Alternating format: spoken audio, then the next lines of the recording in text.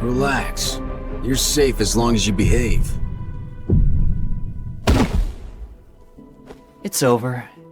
You're okay now.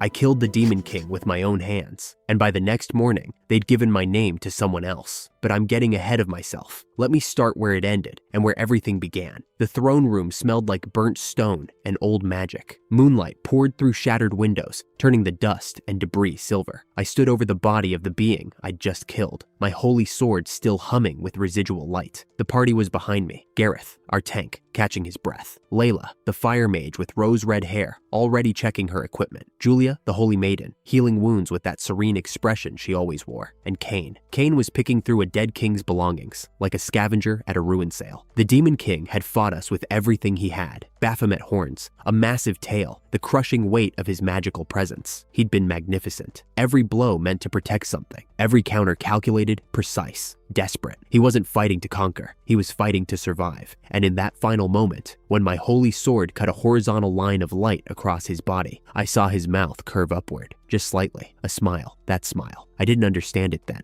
but I will. And when I do, it's going to change everything. He crumbled. The throne room fell silent. I sat on the cold floor and stared at the empty throne. The magical lamps flickered on by themselves, as though the castle still expected someone to come home. I felt nothing. Not triumph, not relief. Just a hollow space in my chest where victory was supposed to be. Was this really the right thing to do? We returned to Grandiel Kingdom as conquering heroes. The audience hall erupted in applause when we entered, though I noticed the nobles weren't really smiling. Gold coins were distributed. A triumph parade was being prepared. Individual rooms were assigned while we waited. I was alone in mine when Gareth and Julia walked in. Gareth had this look on his face I'd never seen before, a greasy, sneering grin that made him look less like the stalwart warrior I'd trusted with my life, and more like a back alley thief. Julia was beside him, practically glowing with contempt. They told me they were getting married. I congratulated them. I meant it. Then Kane and Layla walked in, holding hands. Kane had that thin, knowing smirk. Layla was beaming. "Sorry, Ash," she said, not sounding sorry at all. "Kane and I are getting married." My heart stopped. I'd thought, all this time, I'd believed she had feelings for me, but I'd been so consumed by the quest, so obsessed with the mission, that I'd never once looked her in the eye and told her what she meant to me. And now, she was choosing a porter, a man who carried our bags. I swallowed it. Her happiness, his smug face, all of it. "That's great, Layla. I'm happy for you." Then, Gareth dropped the second hammer. He wanted me to pretend Kane had been the hero all along, the real hero. The one who killed the Demon King. I looked at their faces, all four of them. They'd planned this. Every word, every reveal, timed like a coordinated assault. Julia delivered the killing blow with the poise of a woman reading a dinner menu. By the king's own order, I was to be exiled. I was to leave the capital voluntarily, as an act of royal mercy. And leave the holy sword, Gareth said. "Can't have you walking around with something that dangerous." The women were already talking about wedding plans. They'd stopped looking at me entirely. I walked out before they could see the tears. The parade was the next morning. I stood in a back alley, eating an apple, watching the whole thing from a distance. Kane sat in the hero's carriage, waving to thousands. Layla was beside him, radiant. Gareth rode on horseback like a general returning from a glorious campaign. Julia dabbed at her eyes, the picture of grateful devotion. I finished the apple, tossed the core, and left the capital. If you're already angry, trust me, this story is just getting started. Hit like, subscribe, and drop your city in the comments so I know where you're watching from. Now, let me tell you what happened next. I told myself I didn't need the title. I didn't need the glory. But if the people I'd saved still remembered me, if even one of them recalled my face, that would be enough. First, I went to Muan Town. I'd cleared a goblin nest there early in the journey, rescued several women from a nightmare. One of them, mine, had become a close friend. She'd celebrated with me, fed me, treated me like family. I found her buying groceries, called her name. She looked at me like I was a stranger with poor boundaries. She told me she was married now, asked me not to use her first name. The warmth in her eyes was gone, replaced by something between pity and irritation. I left. Next was Omaji Village. I'd saved this entire settlement from a monster stampede. A little girl named Era had cried and begged me to come back someday. When I arrived, the village was hosting a strength competition. I entered on impulse and accidentally knocked out the reigning champion, who turned out to be Era's boyfriend. She screamed at me, didn't recognize me at all, told me to get out. No one remembered, not one person. Every town I'd bled for had been rewritten. Guild records, official reports, town criers, all of it said, Hero Kane. Cain. The identity theft wasn't just a betrayal, it was a deletion. They'd erased me from history before the quest even began. The last stop was Damlon, the border town closest to the demon realm. I sat in a guild tavern, nursing a sausage and a fizzy drink called Schwab, when I overheard adventurers talking about the great hero Kane. One of them looked at me, did a double take, and shouted to the whole bar that the hero himself had returned. They recognized my face, but they called me Kane. That was when it hit me. The switch had happened before we even entered the demon realm. The kingdom had planned this from the very beginning. Every battle I'd fought, every wound I'd taken, every sleepless night in that 6-month campaign, all of it had been performed under someone else's name. I'd killed a father for a lie. The Demon King had a family. He had people who depended on him. He'd fought with that desperate, beautiful intensity because he was protecting something. And I'd cut him down for a kingdom that had already decided I was disposable. My hands were shaking. I couldn't feel my face. My feet started moving before my brain caught up. And suddenly, I was walking into the demon realm. The forest was dark, but the moonlight guided me. Most of the dangerous creatures had been killed during our campaign, so nothing attacked. I walked north. Then I ran. I found a small demon village along the way. Humble homes, married couples, children playing, elderly sitting outside. They looked at me, a human, and invited me in, fed me, listened to me. I told them I'd been part of the hero party, and I braced for hatred. Instead, they asked me to heal their wounded, settle their disputes, answer their questions about the future. I stayed for a month, doing everything I could, treating injuries, listening to grievances, helping rebuild what my campaign had broken. When I left, the children clung to my legs. A little boy promised he'd protect his sister until I came back. A little girl said she loved me. I ran north, through forests and rocky passes that had taken the party 6 months to cross. I covered the distance in 2 days. That's how focused I was. That's how badly I needed to reach the castle. The Demon King's castle stood under a full moon, silent and abandoned. No guards, no monsters, just empty hallways lit by magical lamps that still burned as if waiting for their master. My footsteps echoed through the corridors. Each one sounded like a countdown. I pushed open the massive doors to the throne room. Frost had settled on the floor, and when I walked, ice crystals and dust lifted into the moonlight, scattering into diamond-like reflections that filled the entire chamber. Someone was sitting on the throne, bright yellow blonde hair, violent black goat horns that curved like weapons, skin so pale it looked translucent, like thin ice over deep water. And when her eyes opened,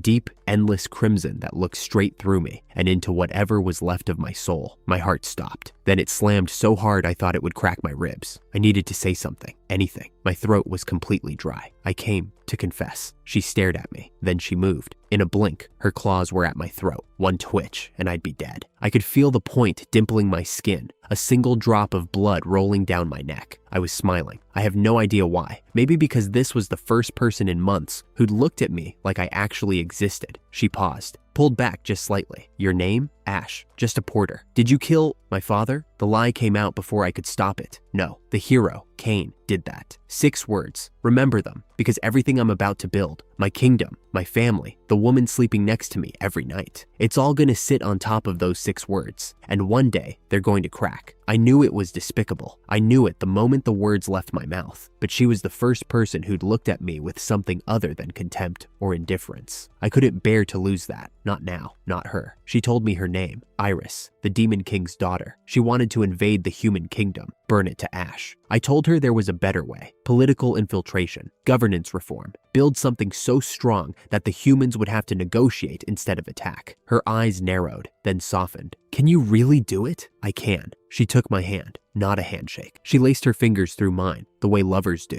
Her tail curled around us both. Then stay, she whispered. Ash. No one had ever given me a nickname before. That night, in the diamond dust light of the frozen throne room, we sealed a demon's contract, her lips against mine, the moonlight making everything shimmer like we were dancing inside a snow globe. It was the most beautiful moment of my life, and it was built on a lie. The next morning, Iris summoned the 7 executives. These were the demon territory's most powerful figures, each one a legend from human demonology texts, though the reality was nothing like the horror stories. Lucifer came first, white blonde hair, androgynous face, dressed like royalty, spoke with a light, casual tone, that made me feel instantly at ease. Highest magic power among the executives. Belphegor was tall, lean, and aggressive. Red hair, shirt unbuttoned, spoiling for a fight. Turned out he was brilliant at technical engineering. Oribus was a wall of muscle with an oiled-back hairstyle and an obsession with justice. The children adored him. Mephistopheles had wild silver hair, a lab coat, and the grin of someone who'd set fire to something just to see what color it burned. Research and alchemy. Belial walked in, and the temperature in the room changed. Blue-purple waves of hair, red lips, curves that could start a war. She ran the military. Iris's nails dug into my arm the moment Belial looked at me. Sariel was thin, stoic, spoke in sentences so formal they could have been carved into stone tablets. Medicine. And Beelzebub, a large, gentle man who communicated in unintelligible mumbles. No one really understood him. He was in charge of food production, and the children loved sitting in his lap. I assigned them their roles. Lucifer would handle general administration, Belphegor, engineering and tool development, Mephistopheles, research, Oribus, education, Belial, military defense, Sariel, medicine, Beelzebub, agriculture and food. Iris and I would be figureheads. The real day-to-day operations belonged to Lucifer. We'd only step in for major decisions. The principle was simple. Give them autonomy. Let each village manage its own affairs within the framework. Stop hoarding power at the top, and let the people who actually lived in these communities decide how to run them. It wasn't nation building, it was survival, and it started working almost immediately. Within weeks, Belphegor's new farming tools had increased harvest yields. Beelzebub's villages were feeding themselves. Lucifer reported daily, never missing a detail, never complaining about the workload. Then the first emergency came. Humans from the kingdom had raided Akashi village. 18 demons kidnapped, 10 children, 8 women, taken for the slave trade. Iris and I used gate magic to teleport directly to the village. She announced me as her fiancé and co-ruler in front of the entire population. I fired a pillar of light into the ground to rally them, a hero's defensive technique repurposed as a show of strength. We crossed into human territory on foot, faster than any horse. In the town of Ailrain, we tracked the captives to a brothel. The operation was slick, professional. These people had been kidnapping demons routinely. Iris cut down the guards. Her blade was so smooth it drew no blood. The victims simply stopped living. We freed 17 of the 18. One was missing. A girl named Mila, sold to a nobleman, Count Heinrich. I found his estate, slipped inside, heard voices from behind a door. The Count was cooing over a child, complimenting her beauty, telling her not to resist, reaching for a vial of aphrodisiac. I opened the door. He turned, startled. I took his head off before he finished his sentence. The cut was so clean the blood didn't even flow for several seconds. Mila was shaking. Black hair, short red horns, white skin. She was maybe 10 years old. Oni blood. Low magic power. Easily restrained by enchanted shackles. I knelt down. Mila, I'm Ash, the Demon Lord's regent. You're safe now. She threw herself into my chest and sobbed. I held her, stroking her hair, until the shaking stopped. Can I stay with you? She asked. Iris said yes before I could even look at her. Back in the demon realm, the territory was stabilizing. Harvests up 170%. Villages self-governing. Trade routes forming between settlements. Lucifer ran everything with terrifying efficiency, and I discovered she was actually a girl when she showed up to our day off in a dress with her hair in twin tails. But the human kingdom was collapsing. I learned this in pieces, from intelligence reports, and later from witnesses. The moment I'd been exiled, something called the gospel backlash had begun. The hero's gospel, a skill only the true hero possessed. Bless the hero and his trusted circle with prosperity, strength, and peace. Remove the hero, and the blessing inverts. Famine, military decay, rot from the inside out. Kane visited brothels while Layla raged at him with a pregnant belly. Julia's affair with Kane was exposed. She lost her holy maiden status, couldn't pay the church's penalty, and fell into debt slavery. Gareth was useless. The party was tearing itself apart. Princess Elena, the kingdom's first princess, brought in diviners from the church. They confirmed what she already suspected. Kane was a fraud. He didn't possess the hero's gospel. The real hero had been exiled. She confronted her parents. They admitted everything. They'd planned my removal from the start. I was too righteous, too inflexible. They wanted a hero they could control. Elena snapped. She had her own parents arrested, dragged to the summoning chamber, and used their royal blood to power an isekai summoning ritual. 31 people from another world materialized in the castle. Students, teenagers, given hero classifications and combat abilities they'd never asked for. Among them was a 16-year-old girl named Amy. The summoned heroes were divided into parties and sent on expeditions, publicity tours disguised as training missions. One group, led by a girl called Sayonji Aya, stumbled into a peaceful demon village in the eastern reaches of my territory. Aya gave the order, kill everything. They did it laughing, slashing through farmers and elderly, chasing children. One boy stabbed demons like he was popping bubble wrap, the same empty grin he probably wore pulling wings off insects back in his own world. When they reached a girl with crippled legs, trying to drag herself away, they raised their swords to run her through. Beelzebub threw himself between them. Dozens of blades pierced his massive body. He was impaled so many times, he looked like a pincushion, and through all of it, he smiled at the girl, gently, like he was telling her not to worry. Amy tried to stop them. She screamed at her classmates, begged them to see what they were doing. Her legs were shaking so badly she could barely stand. They ignored her. I arrived. Something cold settled inside me, the same frozen clarity I'd felt once before. The part of me that stops being kind and starts being efficient. Sayonji Aya stepped forward. Long black hair, sharp eyes, the composure of someone who thought she was untouchable. She looked me up and down and smiled. She started to say something about joining them. I crushed her upper body with a single strike. The lower half twitched twice and went still. The others lasted about as long. 3 more impacts, 3 more silences. The night escort panicked. I ended them too. Then I turned around. Amy was on the ground, trembling, soaked. She'd lost control of her bladder. Her eyes were wide, glassed over, staring at the meat that used to be her classmates. I took off my cloak and draped it over her shoulders, knelt down until my eyes were level with hers. "I'm sorry," I said quietly. "Can you tell me what happened?" She fainted before she could answer. "That girl, trembling, soaked, hiding under my cloak. You'll see her again, and when you do, she won't be trembling anymore." Beelzebub survived. Sariel arrived with medical support and pulled him back from the edge. The girl with the bad legs was still clinging to him when the healers started working. Amy stayed. She didn't want to go back to the kingdom. The demon territory was the first place where people hadn't treated her like a target or a tool. The kingdom continued to rot. Elena aligned with Layla, who'd been freed from Kane's seduction skill once he fled the capital. Together, they were scheming something, reaching for dark methods to restore balance. Meanwhile, Kane was loose in the world with a skill that could enslave any woman with a psychological wound, and I was here, in a territory that was growing stronger every day. With Iris beside me, Mila clinging to my arm, 7 executives who believed in what we were building, and a growing family of people who'd chosen me, not because of a title, but because I'd shown up. It should have felt like a victory, but every night, when Iris curled against me and whispered Ash in her sleep, I remembered the lie sitting in the foundation of everything we'd built. I told her Kane killed her father, not me. Every warm moment between us had that crack running underneath it, and I knew, someday, it would break open. For now, I held her tighter and pretended I couldn't hear it. Iris was gone. Days passed with no word. The intelligence division deployed search parties. Lucifer ran the territory with her usual terrifying efficiency. Mila tried to keep things light. Amy quietly took on extra paperwork without being asked. Even Belial showed up to morning briefings, which she never did. And me? I answered everything with, yeah.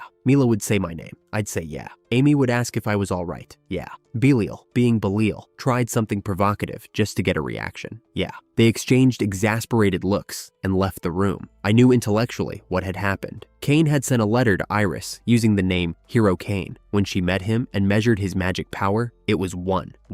The weakest reading possible, which meant he couldn't have killed the Demon King, which meant the real hero had been beside her this whole time. The psychological shock of that revelation, that was exactly the kind of deep wound Kane's seduction skill required. My lie created the opening. Kane just walked through it. I wanted to chase after her. Every fiber in my body screamed to leave everything behind and run until I found her. But the demon territory couldn't be leaderless. Not now. The intelligence division was already searching. The executives were coordinating. And as Mila gently reminded me, if the leader abandoned the territory in a panic, everything we'd built would begin to fracture. Iris would be the first one furious about that. She was right. Mila was 10 years old, and she was right. Just give me one day, I told them. I'll be fine tomorrow. They left. The room went quiet. I went to my bedroom and lay on the bed, staring at nothing. Then the door opened softly. Silfie climbed onto the bed, settled herself beside me, and placed my head on her small lap. The weight of her hands on my hair was barely there, but it was enough. "Thank you," she said quietly, "for not throwing me away when we first met. I'd almost forgotten. When I found her in that village, she'd been mute, frail, clinging to my leg like something half dead. Now she was the strongest person I knew. She told me everything. She was a half-spirit, half-human witch, thousands of years old, sealed due to injuries sustained in a war most people had forgotten. Before I named her, she had never had a real name, only the title, White Silver Spirit Witch, an identity imposed by others, never something chosen. When I named her Silfie,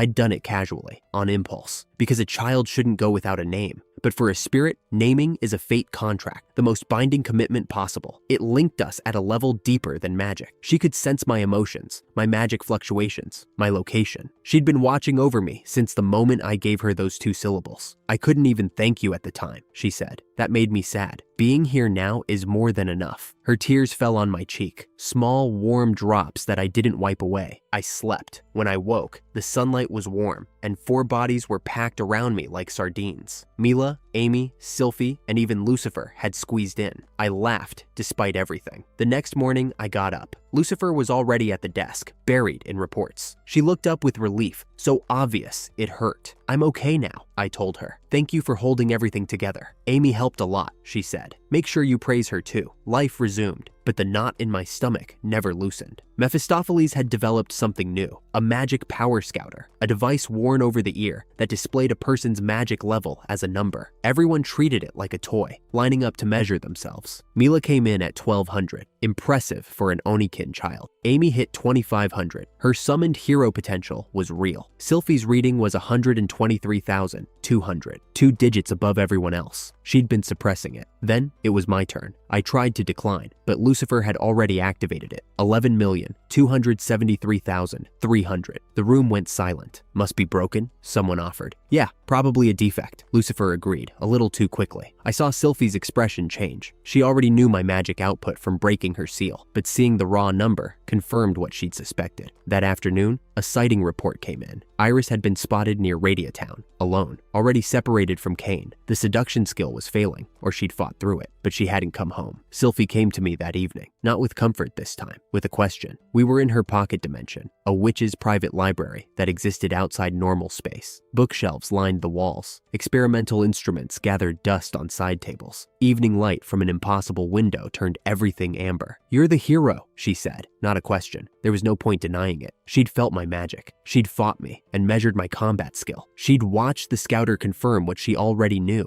So I told her everything. The party, the betrayal, the exile, the lie I told Iris in the frozen throne room, all of it. She listened without interrupting. Then she climbed into my lap, put her small hands against my chest, and looked me in the eye. Make a contract with me too, she said. A spirit contract. It would create a permanent link, magic supply, telepathic communication, but the real value was insurance. If the demon contract with Iris ever triggered its death penalty through some breach, the spirit contract could momentarily suspend it. A failsafe. Why would you do this for me? Her eyes darted away. I need your magic too. It's mutually beneficial. She was lying. Her eyes always went to the upper right when she lied. I want you, she whispered. That's the real reason. We laced our fingers together and closed our eyes. The contract sealed with a kiss, deep, slow, our heartbeats synchronizing through the magical link until they beat as one. When I opened my eyes, a pale green light was fading around us. I felt something I hadn't felt since the frozen throne room. Accepted, completely. But I had one more thing to tell her. I told her about Hero's blood. The words came slowly. I'd never said them out loud before. Not to Iris, not to anyone. A skill buried inside me like a bomb with no timer. During the hero's journey, there'd been a moment when Layla nearly died in a magma field. My despair spiked, my magic surged, and something activated. When I came to, the magma was gone. The rock face was gone. Everything within the blast radius had simply ceased to exist, not destroyed, erased. I tested the limits quietly after that, figured out the trigger conditions. Extreme emotional distress combined with extreme magic fluctuation, both at once. And with my magic power being what it was, the highest ever recorded, one bad day could be the last day for everyone. Silfie's face drained of color. She sat up straight, her playful demeanor gone entirely. The ancient witch was looking at me now, not the girl. That's a counter-magic core, she said, like the anti-matter reaction in arcane theory. If it fully activates with your magic reserves, she stopped, swallowed. The effective range is the world itself. I know, I've always known. Silence stretched between us. The impossible evening light in her pocket dimension was fading. For a long time, neither of us spoke. Then, she grabbed my collar with both hands. Her whole body was shaking, not with fear, with something fiercer. She pressed her face into my chest and spoke. I swear it, on the name of the White Silver Spirit Witch. I will never let Hero's blood activate, not once, not ever. Remember that oath. Burn it into your memory, because the day will come when keeping it nearly kills her, and breaking it nearly kills everyone else. The weight of that oath settled into the room like stone. For years, I'd carried this secret alone, the knowledge that I was not just dangerous, but existential, that the people who loved me were standing next to a weapon that could unmake them, that every moment of emotional vulnerability was a potential extinction event. And this girl, who weighed almost nothing, whose head barely reached my chest, who called me an idiot in the same breath she called me beloved, had just shouldered the heaviest burden I possessed, without hesitation, without conditions. I cried. I couldn't help it. She held me tighter. From that day forward, something shifted between us. The spirit contract gave us telepathy, and Silfie used it constantly, not to monitor me, but to be present, a quiet warmth at the edge of my thoughts. When my mood darkened, she'd send a pulse of reassurance before I even realized I was spiraling. She also started doing something I didn't fully understand until much later. She encouraged the others to stay close to me. When Amy hesitated to sit next to me at meals, Silfie nudged her forward. When Lucifer pulled away out of professional distance, Silfie teased her until she closed the gap. At the time, I thought she was being generous. I didn't realize she was building a net. Pay attention to that. Every girl she pushed closer to me, every bond she quietly encouraged. It wasn't kindness. It was a strategy. And you won't understand why until the very end of this story. Because the more people loved me, the more emotional anchors I had, the harder it would be for Hero's blood to find the despair it needed to ignite. Silfie and I traveled to Radiatown to find Kane. She rode on my back as I ran through the night at full speed, and her hair blew into ridiculous shapes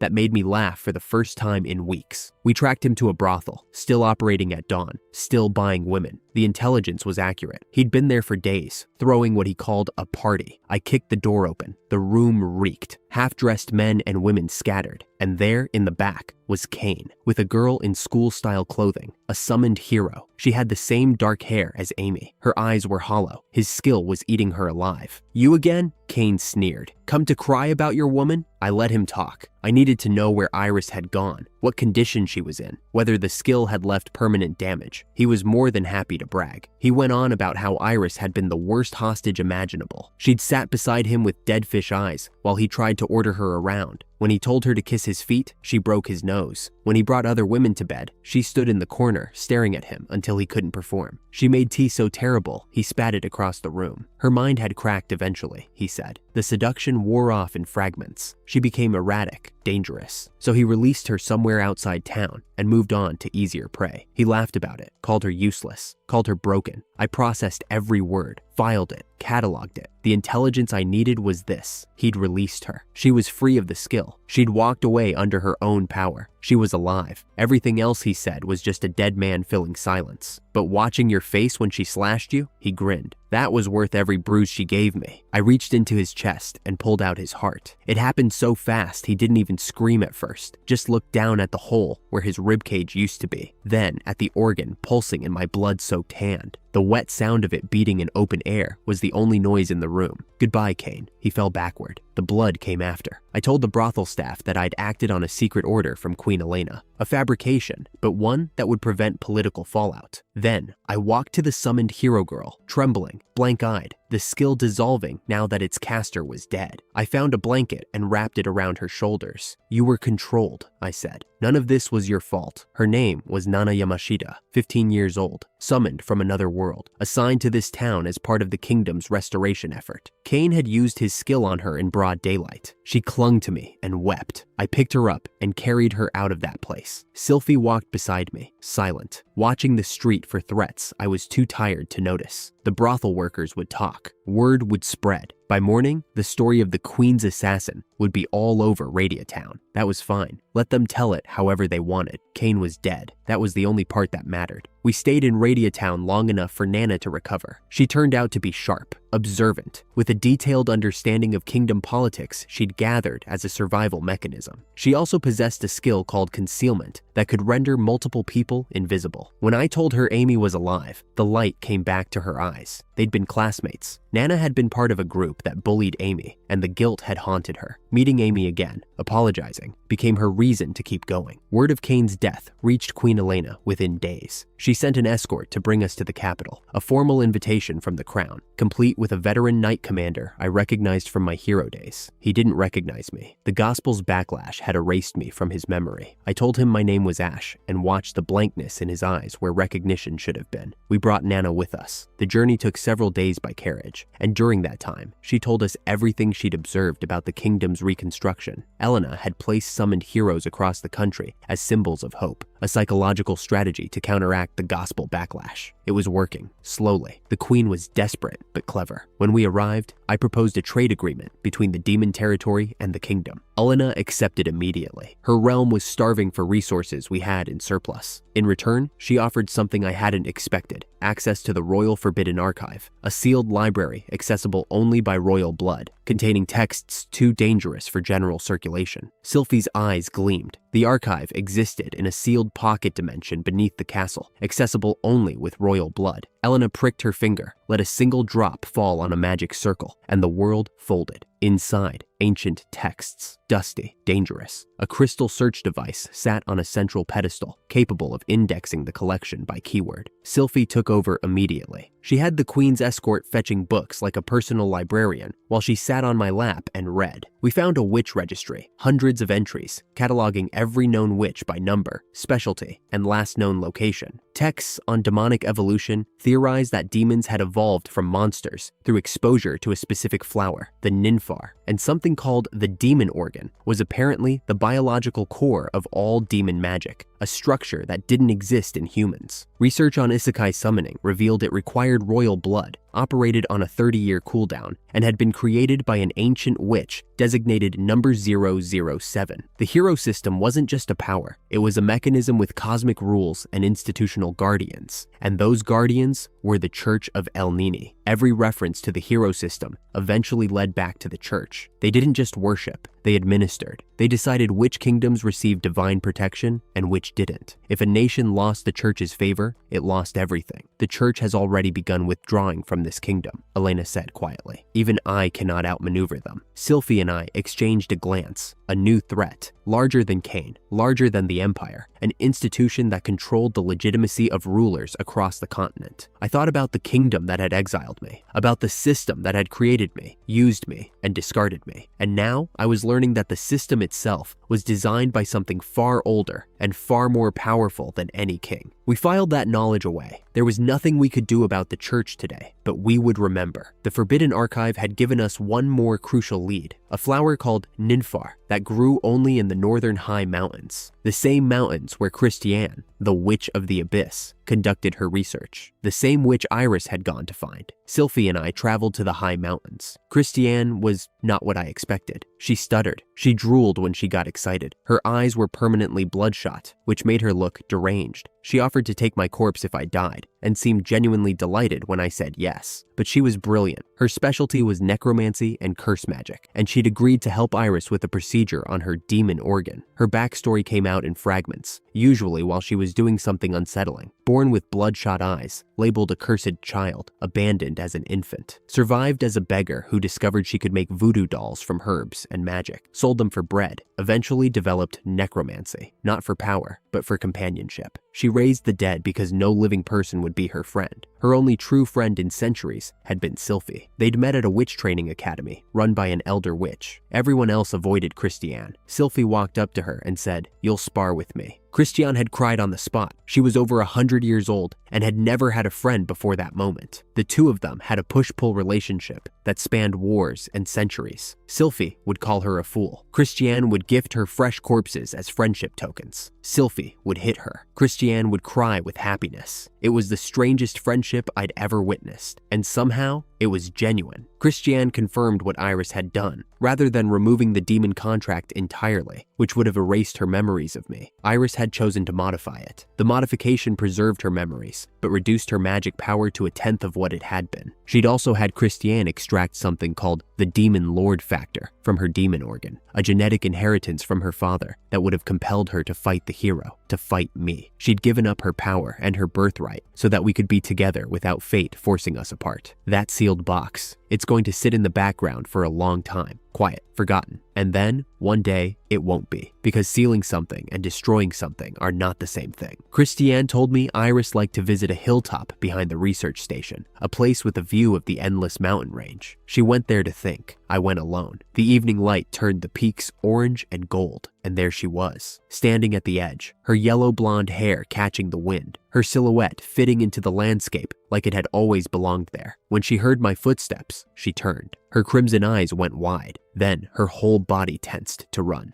I closed the distance before she could. "Please," I said, holding her hand so she couldn't disappear again. "Just talk to me." She was trembling. Her shoulders shook. She wouldn't meet my eyes. She kept repeating that she didn't deserve to be near me, that while Kane controlled her, she'd drawn her sword on me, that the sensation of her blade cutting into my flesh was burned into her memory and made her physically ill. "Iris, I lied to you about killing your father. You still want to be with me after that? That's different. You lied because you were afraid to lose me, and you fought through a mind control skill, modified your own contract, gave up your magic, and had a factor ripped from your body because you were afraid of hurting me. How is that different?" She broke. We held each other on that hilltop until the sun disappeared. Then we talked about the lie, about the contract, about Silfie, about the demon lord factor, about everything we'd been too afraid to say. She told me she'd known the truth about her father almost from the beginning, that the evidence was always there, that she'd chosen to love me anyway. When I told her about Silfie and the spirit contract, she didn't rage. She smiled, small, a little jealous, but real. "I'm glad someone was protecting you while I couldn't," she said. Then her eyes narrowed, just slightly. "But I'm still the main wife." I laughed. For the first time since she'd disappeared, I really laughed. We walked back to Christiane's station, hand in hand. That night, 4 of us ate dinner together. Me, Iris, Silfie, and Christiane. Christiane tried to cook, and the pot screamed. Literally screamed. She'd accidentally animated a dead spirit into the stew. Iris and I had to wrestle the kitchen away from her, while Silfie laughed so hard she fell off her chair. I ended up cooking for everyone. It was the most normal evening I'd had in months. Iris and Silfie bonded faster than I thought possible. They compared notes on my habits, my tendency to blame myself for everything, my inability to ask for help, my habit of holding people at arm's length until they forced their way in. I sat between them feeling exposed and oddly grateful. Before we left the mountains, I asked Christiane about the demon lord factor she'd extracted. She said it was sealed in a warded box in her laboratory. Silfie took custody of it immediately, citing Christiane's general inability to keep track of dangerous objects. Christiane didn't argue. She just sniffled and asked if Silfie still considered her a friend. "Obviously," Silfie said, then hit her. The next morning, we gated back to the Demon Lord's castle. The great hall was packed. Servants, golems, every member of the household had gathered. Lucifer had organized the whole thing. Mila was bouncing on her toes. Amy was wiping her eyes before we even arrived. Nana stood beside her, smiling. When Iris stepped through the gate, the hall erupted. Confetti poppers went off from every direction. Mila crashed into her waist at full speed and refused to let go, burying her face in Iris's dress and sobbing openly. Lucifer, who maintained perfect composure through budget crises and demon raids and enemy invasions, covered her mouth with both hands and cried. Amy bowed deeply and couldn't straighten up because her shoulders were shaking. Nana stood beside her, watching a family she barely knew welcome someone home, and something in her expression told me she understood what it meant. Even the stoic Serial inclined his head. Even Beelzebub made sounds that might have been congratulations. Iris was home. I stood behind her, watching the celebration, and felt something warm crack open in my chest. Not just relief, not just love, something more complicated. The knowledge that we were together again, but that the Demon Lord factor was sealed somewhere in Christiane's care, that Hero's blood still ticked inside me like a bomb, that the church lurked at the edges of everything, and that the lie, the original lie I'd told in the frozen throne room, still hadn't been fully confronted. But tonight, none of that mattered. Tonight was confetti and tears, and Mila refusing to let go of Iris's waist, and Silfie perched on my shoulder saying, "Told you so," with insufferable smugness. Tonight, we were whole. The celebration at the Demon Lord's castle barely had time to settle. before the world reminded me it was still turning. Lucifer's report landed on the desk the next morning, and the words Vental Empire sat at the top like a warning label. An emperor had personally visited General Eldart's office to congratulate him on capturing the kingdom's court mage. Not just any mage, Layla, my Layla, who had fought beside me against the Demon King, who had been manipulated by Kane's skill, who had suffered more than anyone in our broken party. Now she was a trophy in some foreign castle. But that wasn't even the worst of it. Mephistopheles hadn't come home. Lucifer mentioned it almost as an afterthought. He disappeared sometimes, she said, went on research binges, and came back with strange devices. But this time was different. This time, he'd been gone far too long, and when I remembered that the old man at the mountain entrance had been carrying a magic scouter, Mephistopheles' invention, the pieces started clicking into a shape I didn't like. Silfie confirmed my suspicion over tea, her voice dropping to that flat register she used when things were serious. The research notes we found in the Academy library were wide-ranging: chimeras, otherworldly technology, demon organs. Individually, they looked like a scattered genius pursuing whatever caught his eye.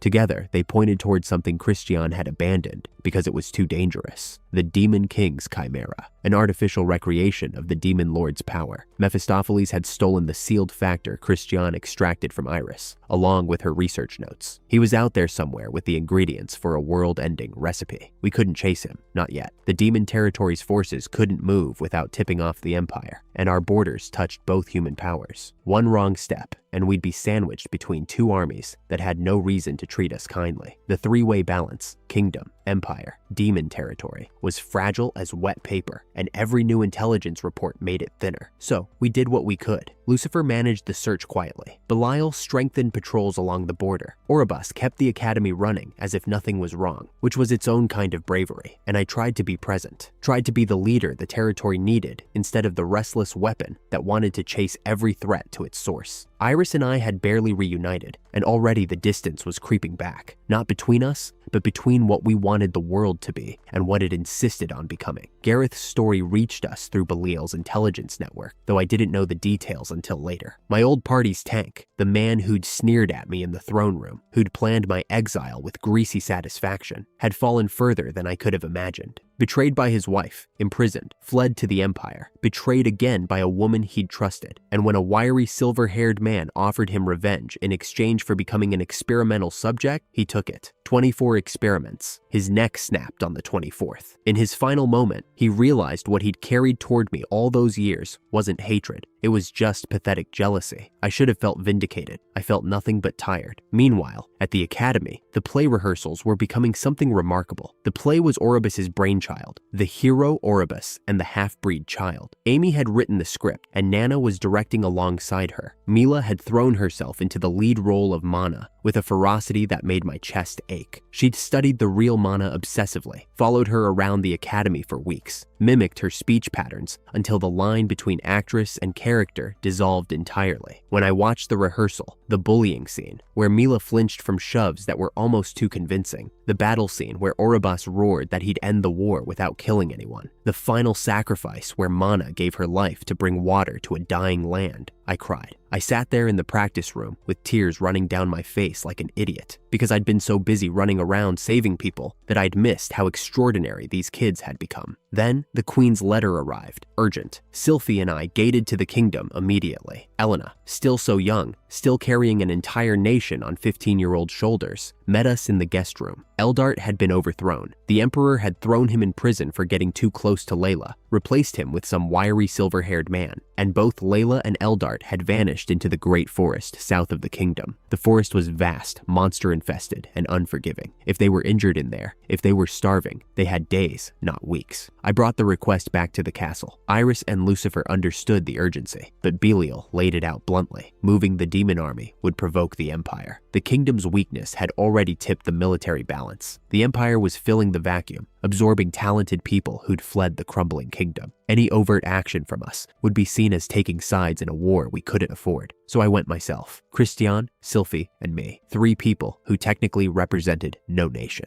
Elena smuggled herself along, disguised as her own bodyguard Beatrice, because apparently the Queen of Grandial Kingdom couldn't resist an adventure. I noticed the deception within minutes. Her mannerisms were too refined, her magic signature unmistakable, but I let it slide. She needed this. The burden she carried was crushing her, and sometimes a person needs to be someone someone else for a day. Christiane summoned her ghostly carriage, a dead general's spectral horse pulling a box decorated like a nobleman's coach, wheels made of condensed spirits that phase through rocks and roots without a bump. Silfie refused to look at the propulsion system, which told me everything I needed to know about what was powering it. We reached the forest edge in a day. The two witches cast a combined search spell, and we found them. 2 human life signatures, fading fast. I ran. Silfie flew on her staff. Christiane rode a corpse puppet, and Elena screamed in my arms the entire way. When we broke through the canopy into a ravine clearing, I saw them. Eldart on his knees, bleeding from a dozen cuts, shielding Layla's unconscious body from a griffin that had decided they were lunch. One horizontal slash. The griffin dropped, and then the nausea hit me. Even killing a monster made my stomach revolt now. Some twisted aftermath of the Demon King's death that I still couldn't shake. Christiane's medicine helped. The middle bottle, not the one that made you stop feeling anything, and I managed to keep moving. Layla was poisoned. Something called kilarulinel, a rare magical toxin with no standard antidote. Christiane said the only cure was at the Great Tree Village, deep in the witch's territory. The Chaos Witch, their elder, could brew it, but the medicine wouldn't keep. We'd have to bring Layla to her. Eldart had called Layla daughter before collapsing, not his biological child. His real daughter had died years ago alongside his wife, and Layla, who'd also lost her parents young, had filled that void. He'd protected her with everything he had, sacrificed his rank, his country, his entire life, for a girl who reminded him of the child he'd lost. I understood that impulse perfectly. The witches warned me against going to the Great Tree. The Chaos Witch would detect my power. The Crimson Witch was there too, a man-hating upper witch with the temperament of a lit fuse. Silfie's voice was sharp when she said it, her small hand gripping my sleeve. But Layla was dying. I told them I was going. I told them I'd push through whatever stood in the way, and when I held out my fist, they matched it. Silfie, Christiane, even Elena with her soft, untrained hands. The journey through the forest nearly broke me. Monsters everywhere, denser and stronger than anything in the demon territory. I cut through them with hero sword techniques, while Silfie blasted the rest with wide area magic. Every kill twisted my stomach. Every spray of blood sent bile climbing my throat. Christiane fed me her dead spirit tranquilizer, and I spent half the trip on her lap in a drugged stupor while she stroked my hair and whispered that I was doing fine. We reached the village through a spatial rift hidden behind a magical spring. The great tree pierced the clouds like a monument to something older than nations. The Chaos Witch was ancient, shrewd, and about as warm as a debt collector. She agreed to treat Layla's poison. Her price? 5 days of my magic poured into the great tree, and complete separation from my companions. I gave the magic willingly. The tree drank it like a desert swallows rain, and the old woman's eyes went wide at how little it cost me. Layla woke for a single moment. Her voice was a thread. She tried to say something, my name, and one more word I recognized in the shape of her lips. But her life force guttered like a candle in wind. I didn't think. I pressed my mouth to hers and tore off a piece of my own life force, pushing it into her body like emergency fuel into a dying engine. The Chaos Witch shouted at me. She called me an idiot, a fool, a dead man walking. She was right about all of it. Ripping away your own life force isn't like donating blood. It's like peeling off a strip of your soul. The body doesn't forgive it quietly. They locked me in an underground cell with magic-suppressing shackles, and for the rest of that night, I experienced what felt like every nerve in my body being methodically dismantled. My fingernails felt like they were being pried off one by one. My heart felt like someone was tying knots in each individual blood vessel. Centipedes crawled through my ear canals into my brain. None of it was real. All of it was felt. When the thin morning light finally crept through the ventilation slot, the fact that I'd survived felt like a greater victory than killing the Demon King. The mess I'd left behind in that cell was humiliating enough that 3 witch apprentices had to bathe me the next morning while I couldn't move my limbs. They were entirely too cheerful about it, but Layla lived. The old witch's medicine worked. Eldart wept with relief and called me by a diminutive that made my skin crawl, Ashkun, while tears streamed down his grizzled face. The Chaos Witch patted my head like I was a stray dog who'd done something unexpectedly decent. I clashed with the Crimson Witch before I left. She was everything Silfie warned about. Arrogant, volatile, man-hating to the point of bigotry. She called me a pig, a monster, filth. She swung her bastard sword with a fusion of fire and ice magic that would have taken my arm off if I hadn't blocked with Bravewall. I lost my temper, just for a moment. I wrapped my hand around her throat and let a sliver of killing intent leak through. The Chaos Witch stopped me cold, reminded me that Layla and Eldart were hostages, reminded me that this old woman had been playing chess since before my ancestors were born, and I was a child throwing a tantrum on her board. I let the Crimson Witch go, apologized. left the village 2 days ahead of schedule, having poured enough magic into the tree to sustain it for years. When we returned to the kingdom, I sat by Layla's hospital bed and apologized for everything, for not seeing her feelings during the quest, for the lie that created the opening Kane exploited, for every moment of suffering that could be traced back to my failures. She told me not to. She said the pain was hers to carry, that she'd loved me since the quest and never stopped, even through everything. She called me Ash for the first time, and I held her and let her cry until the tears ran dry. Meanwhile, the threads were pulling tight from every direction. Christiane departed alone for the Vestal Republic to investigate ancient records about the hero variant. She found what she was looking for in a closed archive guarded by feuding clergy, a poem from over 100 million years ago describing a being that was both God's wrath and God's love. A woodcutter's diary from the same era recorded a great light that killed half the living population while sparing the rest. She understood what she was reading. The hero variant, what I was, existed for one purpose: the creator god's periodic culling, a divine pruning of life itself. She also uncovered something more immediately dangerous. Princess Rosa, Elena's younger sister, stripped of her title and exiled to the rural Ama territory, had been nursed on bitterness and childhood heartbreak. She'd met me once, years ago, when I was a training cadet at the castle. I'd lent her my cloak to hide from her nursemaid, and she'd fallen for a boy whose name the gospel backlash later erased from her memory. All she had left was the smell of an old mantle and a rage she couldn't fully explain. Now Rosa had allied with the Vestal Republic and the church's imperial faction. They planned to use the theater performance as a stage to publicly denounce Elena, reveal the blood sacrifice, install Rosa as rightful queen. Christiane handled the church in her own way. She summoned a dead pope, neutralized the opposition, and left the moderate faction in control with a 1-month expiration date on the corpse puppets. Then, she sent us a warning letter and raced to catch up. On our end, Mephistopheles had surfaced, wearing a general's rank in the Empire, running experiments with the stolen Demon Lord factor. He'd created 3 Demon King chimeras from summoned heroes who hated me enough to volunteer: Kurashashi Hibiki, and 2 girls, Ijima and Sakura. Their magic levels were modest compared to the real Demon King,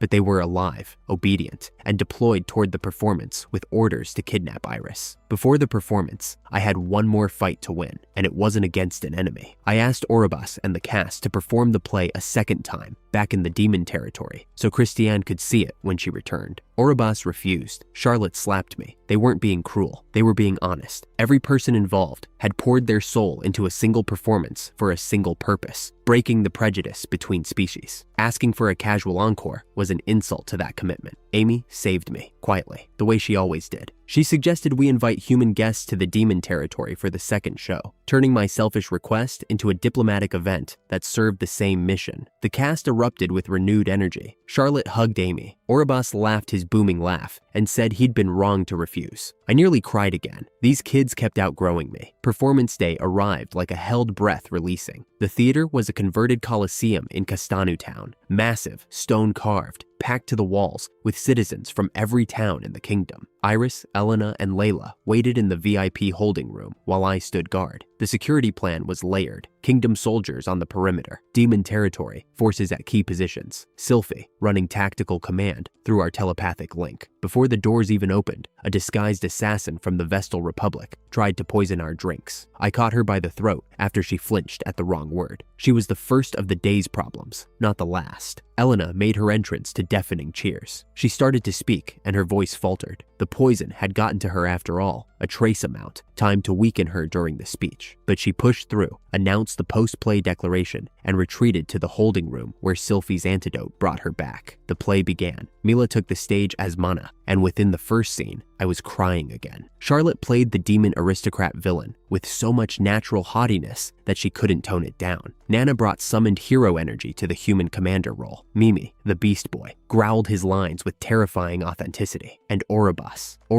was Orobas. He roared and fought and bled on that stage like the fate of the world depended on his fists. Halfway through the battle scene, the Crimson Witch slipped into the choreography, subtle at first. Small attacks woven into the staged combat. Her eyes locked on me in the VIP box, daring me to come down and fight. Silfie's voice in my head was iron. Don't move. Then Amy, my quiet, timid Amy, launched an anti-magic pulse from the wings that vaporized the witch's bastard sword. The Crimson Witch's face contorted in shock. A nobody human girl had just destroyed an upper witch's weapon weapon with a technique that hadn't been used in millennia. The witch vanished backstage. Amy followed voluntarily, not to fight, but to bargain, keep the chaos away from the stage, and she'd go willingly to the witch's village to study. The Crimson Witch, whatever her flaws, recognized magical talent when it punched her in the face. She took the deal. That quiet girl who couldn't stop her classmates from massacring a village just walked into an upper witch's domain to learn forbidden magic. Keep your eye on her. What she brings back from that place is going to change the ending of this story. While the play thundered toward its climax, Rosa confronted Elena in the VIP box. She was venomous and heartbroken, accusing her sister of parental murder and usurpation. The confrontation teetered on a knife's edge until Elena, swapped back with Beatrice for the critical moment, spoke with the authority of someone who'd sacrificed everything and would do it all again. Mana sacrificed herself to bring water to the dying land. The stage erupted with real magic. A shimmering oasis appeared behind the actors, conjured by Amy's careful enchantments. The audience gasped, some wept, and when Oribas roared his final line, that he would build a nation where every species could stand together, the silence that followed lasted 3 full heartbeats before the ovation hit like a physical force. The play ended to an ovation that shook the Colosseum walls. Then came the announcement. Iris stepped onto that stage beside Elena, shaking so badly I'd kissed her backstage just to stop the trembling. A formal alliance between the kingdom and the demon territory. 2 species, 1 future. Layla and Lucifer's masterstroke. With this declaration, kidnapping Iris wouldn't be a crime against a minor demon noble. It would be an act of war against the entire human world. But backstage was a ruin. Christiane had arrived in time to intercept the Crimson Witch and paid with her right arm, severed cleanly, cauterized by ice. She'd stored the limb in her spatial library before it degraded, and I reattached it with Silfie's help while she lay on the dressing room floor, whimpering that it hurt. Hours later, watching Christiane sleep in the guest room, her color fading, her grip going limp, hemorrhagic shock, the reattachment wasn't enough. I did it again. I tore off another piece of my life force and gave it to her. The second time was easier to perform and infinitely harder to survive. Blood erupted from my mouth in the bathroom afterward, enough to paint the tiles crimson. A servant found me and screamed, and the entire castle went into panic. Silfie slapped me across the face. She was crying. She said that every time I tore off a piece of myself to save someone, I was telling the people who loved me that their love wasn't enough to make me want to live. Iris grabbed my sleeve and wouldn't let go, wouldn't speak, just held on, white-knuckled, shaking. I knelt before them all, forehead to the floor, and they finally named it. The thing I'd been doing since the exile, since the demon village, since I covered Amy with my cloak and killed teenagers to protect her. The tool reflex. The tool reflex. I'd hear those words again and again, until the day I finally broke it. A discarded weapon defaults to self-sacrifice because it has been taught, at the deepest level of its being, that its life is worth less than anyone else's. A tool exists to be used and broken. A tool doesn't get to choose when it's done.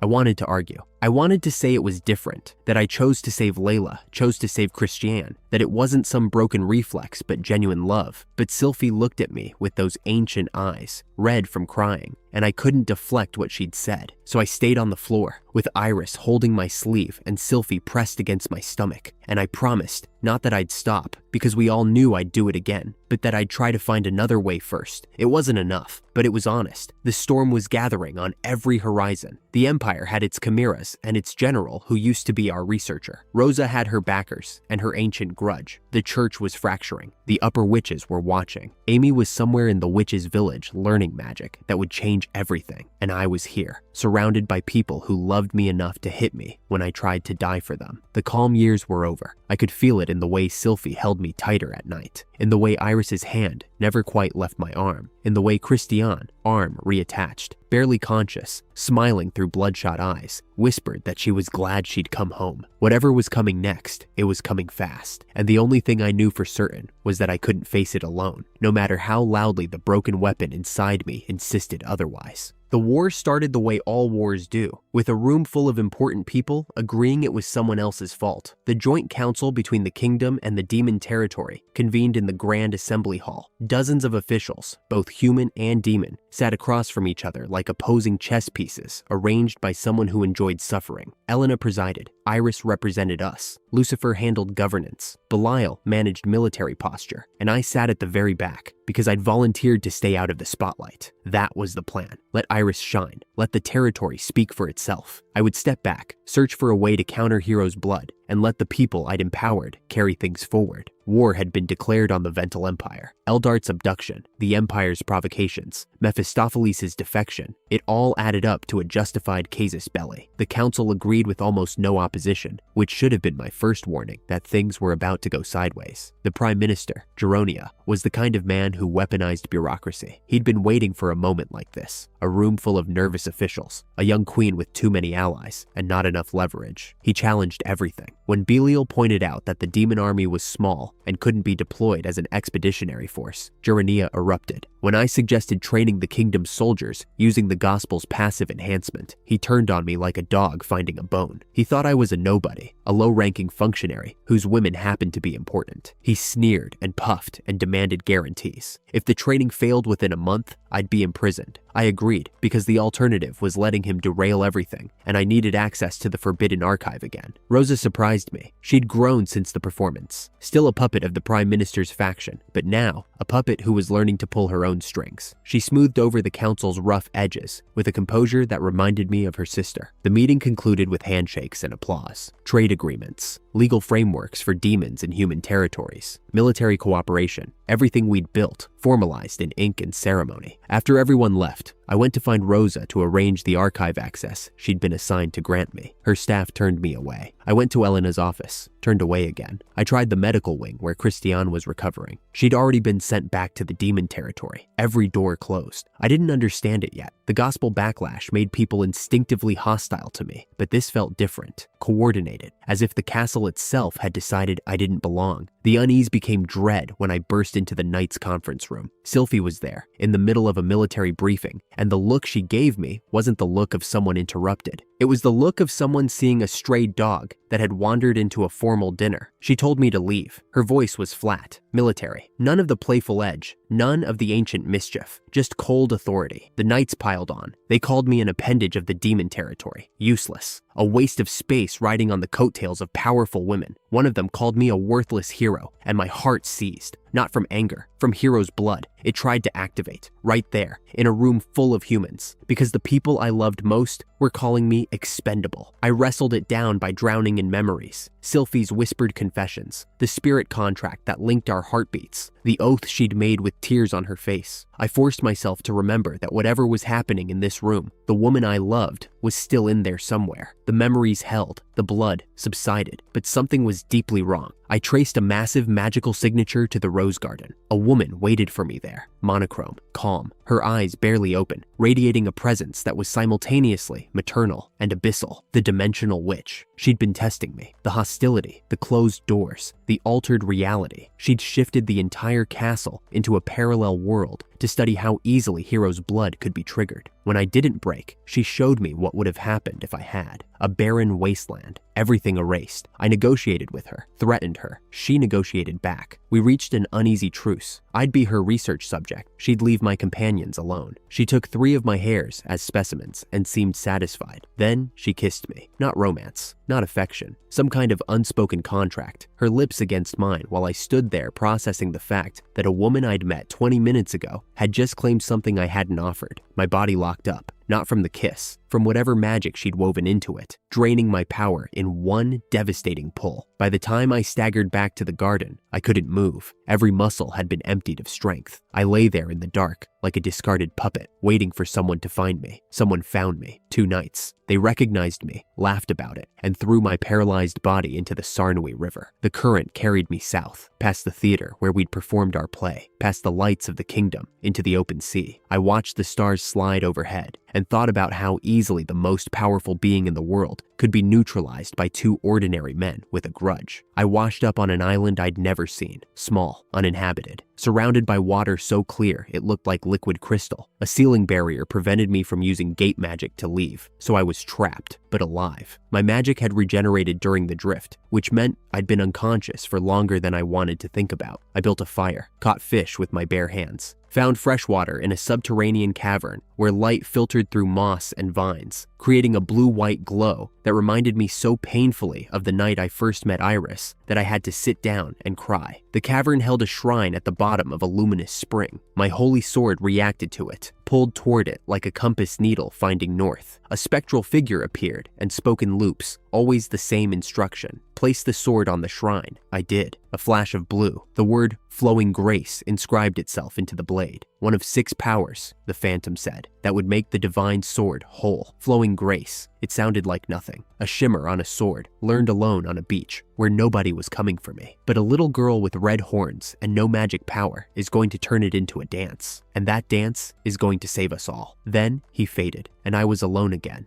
In the cave system above the spring, I found Pip, a spirit guardian, a boy who looked like a beastkin child, with large, trusting eyes and a voice like a girl's. He'd been the island's keeper for longer than human civilization had existed. He only woke when a divine fruit, someone like me, arrived. The rest of the time, he slept. He asked me to talk to him. That was his price for opening the barrier. Just talk. So I did. I told him about the kingdom, the demon territory, the empire, the witches, the wars. He sat on my lap and listened with the total attention of someone who had never had a conversation partner. When I used a word he didn't know, I explained it, and his eyes would widen with wonder. He told me about the 6 shrine powers. Flowing grace was one. 5 more existed across the world. Each had a guardian like him. Then, he said he had to sleep now. His role was finished. How long? I asked. Millions of years, maybe more. I hugged him. He was warm and small and real, and he was about to disappear into a sleep so long that everything I knew would be dust before he woke again. I held him because I wanted to remember his warmth. Because even at my lowest, the instinct to connect was stronger than the instinct to grieve. He smiled against my chest, whispered that this was the best gift anyone had ever given him, and dissolved into a magic stone that I placed gently on his altar. I stroked it the way I would have stroked his head. I left a hidden gate circle on the island, a promise that I'd come back someday, even if he couldn't hear it. When the barrier fell, I tried to gate home. The kingdom's gate failed. The magic circle on the other end was gone, destroyed, or rewritten.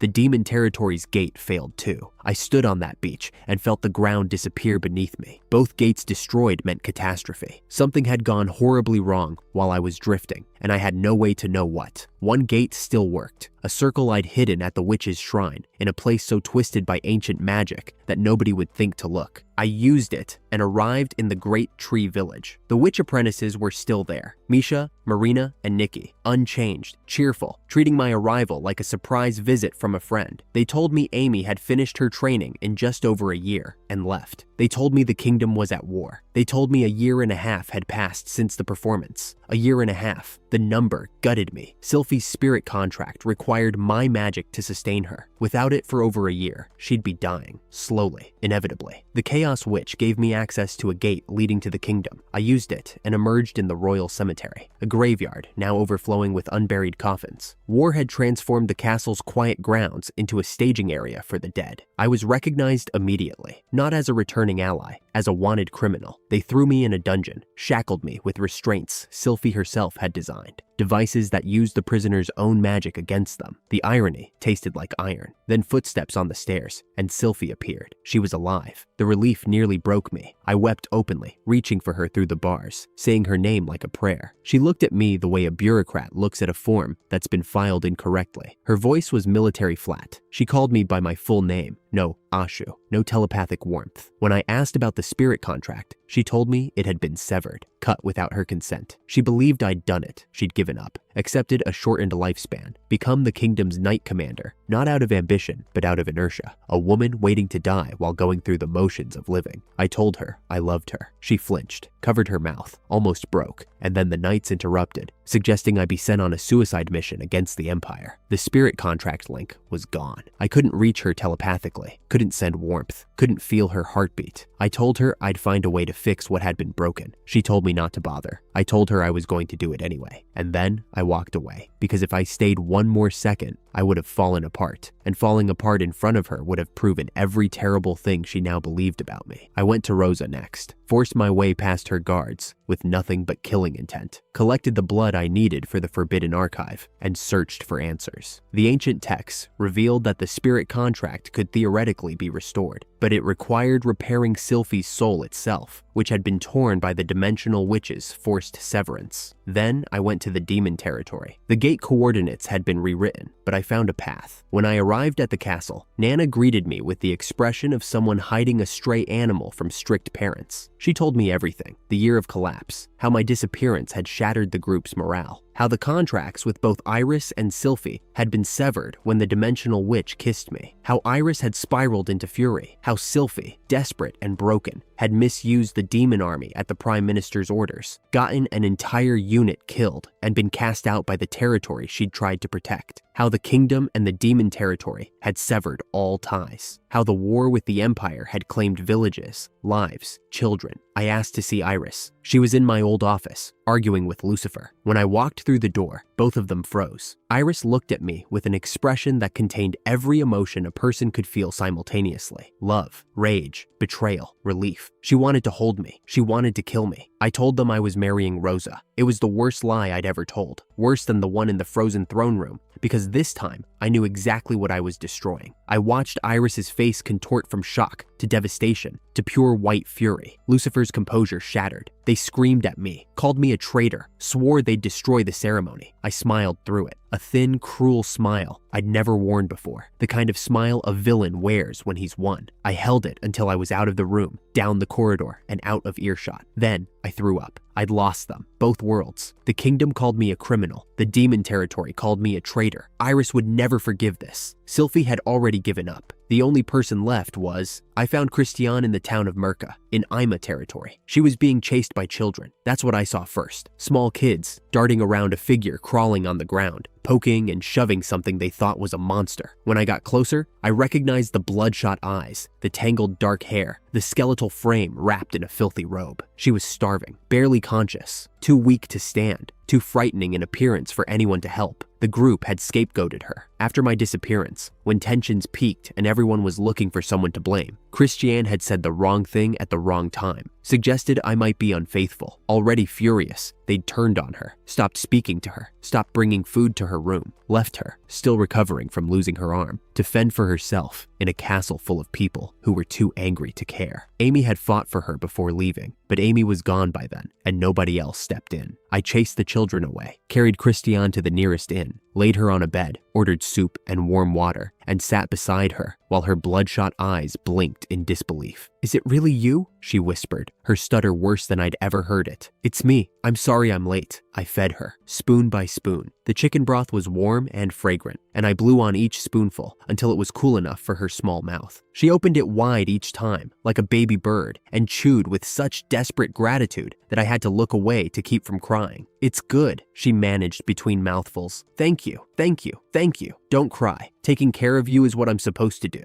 She cried anyway, and I let her, because some tears aren't weakness. They're the sound a soul makes when it remembers what kindness feels like after too long without it. After the soup, I washed her. She couldn't do it herself. Her arms were too thin, her grip too weak. I wrung out the cloth and wiped down her back, her shoulders, her face. Her skin was paper white, almost translucent, and I could count every rib. Then I washed her hair. Long, dark, tangled beyond recognition. I combed through it strand by strand, working out knots that had been there for months, and somewhere in the middle of it, she stopped trembling and went still. The tension left her body in a single exhale. "You're good at this," she murmured. "Lots of practice." When I finished, her hair had its luster back, dark and sleek, framing a face that was, beneath the bloodshot eyes and hollow cheeks, genuinely beautiful. She'd always been beautiful, in a way that most people couldn't see past the stutter and the corpse obsession. But lying there, clean and fed, and looking at me with those terrible bloodshot eyes, full of quiet trust, she was the most beautiful thing I'd ever seen. She reached out and gripped my sleeve with fingers that had no strength in them at all. "The rumors weren't true," she said. "I knew it. They're about to get worse." She fell asleep, holding on. I stayed beside her and watched the tension drain from her face, and for a few minutes, in a cheap room in a backwater town, the world was quiet. She told me the next morning that she'd become an upper witch, the witch of dead spirits. The woman I just fed soup to with a shaking spoon is going to think of a solution that no one else in 100 million years could have imagined. She said it the way someone reports the weather, matter-of-factly, almost embarrassed. The crisis of abandonment, the centuries of accumulated power, the near-death experience. It had all catalyzed her ascension. She'd surpassed the threshold Silfie had been approaching. She also told me she could help with the soul repair drug. The forbidden texts I'd found described the theory, but Christiane had the practical knowledge, a method using my own life force as raw material, refined into a targeted agent that could heal the scars on Silfie's soul. The extraction was agony, worse than the previous times, because this was deliberate. deliberate, not instinct, but choice. My bones broke in the aftermath, fingers, toes, limbs, convulsing in directions they weren't meant to go. The analgesic she'd given me blunted the worst of it, but I still vomited blood until the bathroom tiles turned red. When I woke, she'd cleaned me, dressed my wounds, and was lying beside me in the bed, her bloodshot eyes watching me from beneath the blankets with a vigilance that bordered on worship. I entrusted the completed drug to her. She would give it to Silfie when the time was right, not now, after. We spent a few days in that inn, recovering. She read the forbidden texts I'd taken from the archive. Her status as an upper witch unlocked pages that had been blank to me. We found the contract severance method the dimensional witch had used. We found the path to restoration. And in the quiet between research sessions, while she sat on the bed eating broth I'd reheated and wearing a robe 3 sizes too big, she told me something nobody else had. "I won't stop you," she said. "Whatever you're planning, I won't stop you." Everyone else had tried to save me from myself. Silfie built nets. Iris clung to my sleeve. They loved me by trying to hold me back from the edge. Christiane loved me by walking to the edge beside me and saying she'd be there when I came back. I told her everything: the plan with the Prime Minister, the fake marriage to Rosa, the public disgrace I'd engineered for myself, a ceremony where I would be accused of every crime committed during my absence, take the fall for the war deaths, and be condemned in front of both the kingdom and the demon territory. A spectacle designed to do one thing: give Silfie a villain to defeat, so she could reclaim her honor and rebuild her shattered self-worth. Christiane listened without interrupting. Then she cried quietly, not for me, but for all of us, and asked when we were leaving. The Lord of Ama territory was named Catastrophe. It suited him less than you'd expect. He was a broad, bearded man with the build of a farmer and the eyes of a general. His castle sat on a hill above wheat fields, and his staff served excellent food and terrible wine. He greeted me with the warmth of a man who'd been waiting for someone interesting to walk through his door. Catastrophe was an Elena loyalist. He'd hidden the deposed queen somewhere in his territory. I was almost certain she and Layla were in the next room when we spoke. He opposed the Rosa Geronia faction, not from ideology, but from a simpler conviction. The brief golden age under Elena had been the only time his people had prospered, and he wanted it back. I told him the truth, not all of it, never all of it, but enough. The plan to humiliate myself at the succession ceremony, the arrangement with the Prime Minister, the goal: strip Geronia of his legitimacy, return Rosa to a manageable position, and create the opening for Elena's restoration. His price was reasonable: a search and rescue mission in the northern mountains, where an avalanche had buried hundreds of his people and the kingdom's military had refused to help. Christiane and I spent 4 days digging frozen bodies from the ice. She tracked the dead with her necromancer's sense. I shattered the permafrost with my sword. 234 bodies recovered. 4 names remained on the missing list, all summoned heroes, all likely enemy agents who'd caused the avalanche in the first place. We found 2 of them alive, bound and half frozen in a tool shed. The other 2 had vanished, female operatives who'd likely fled to the Empire after sabotaging their former boyfriends. On the last day, while searching the shed, the mountain gave way again. I got Christiane out through a gate just before the wall of snow hit. She vanished into safety. I didn't. The snow buried me completely. Magic dampening minerals in the mountain ice prevented gate use, prevented movement, prevented everything. I lay in the dark, slowly running out of air, and thought about how many times the most powerful person in the world had been rendered helpless by the simplest things: a woman's kiss, 2 spiteful nights, a mountain of frozen water. I moved my fingers, made space, lit a fire that melted the snow into water that immediately refroze around my legs. A bad decision born of desperation. The ice climbed. I thought about triggering Hero's blood deliberately. It would vaporize the snow, but the skill only activated on despair, and I'd just saved Christiane. My heart was warm. The blood wouldn't come. So I chose the other option. Wait, conserve air. Trust that the woman I'd just rescued would come back for me. I lost consciousness with the cold creeping up my chest and the memory of Christiane's face. Clean hair, bloodshot eyes, holding my sleeve with no strength at all, playing behind my closed eyes like a promise. Whatever was coming next, I wasn't facing it alone.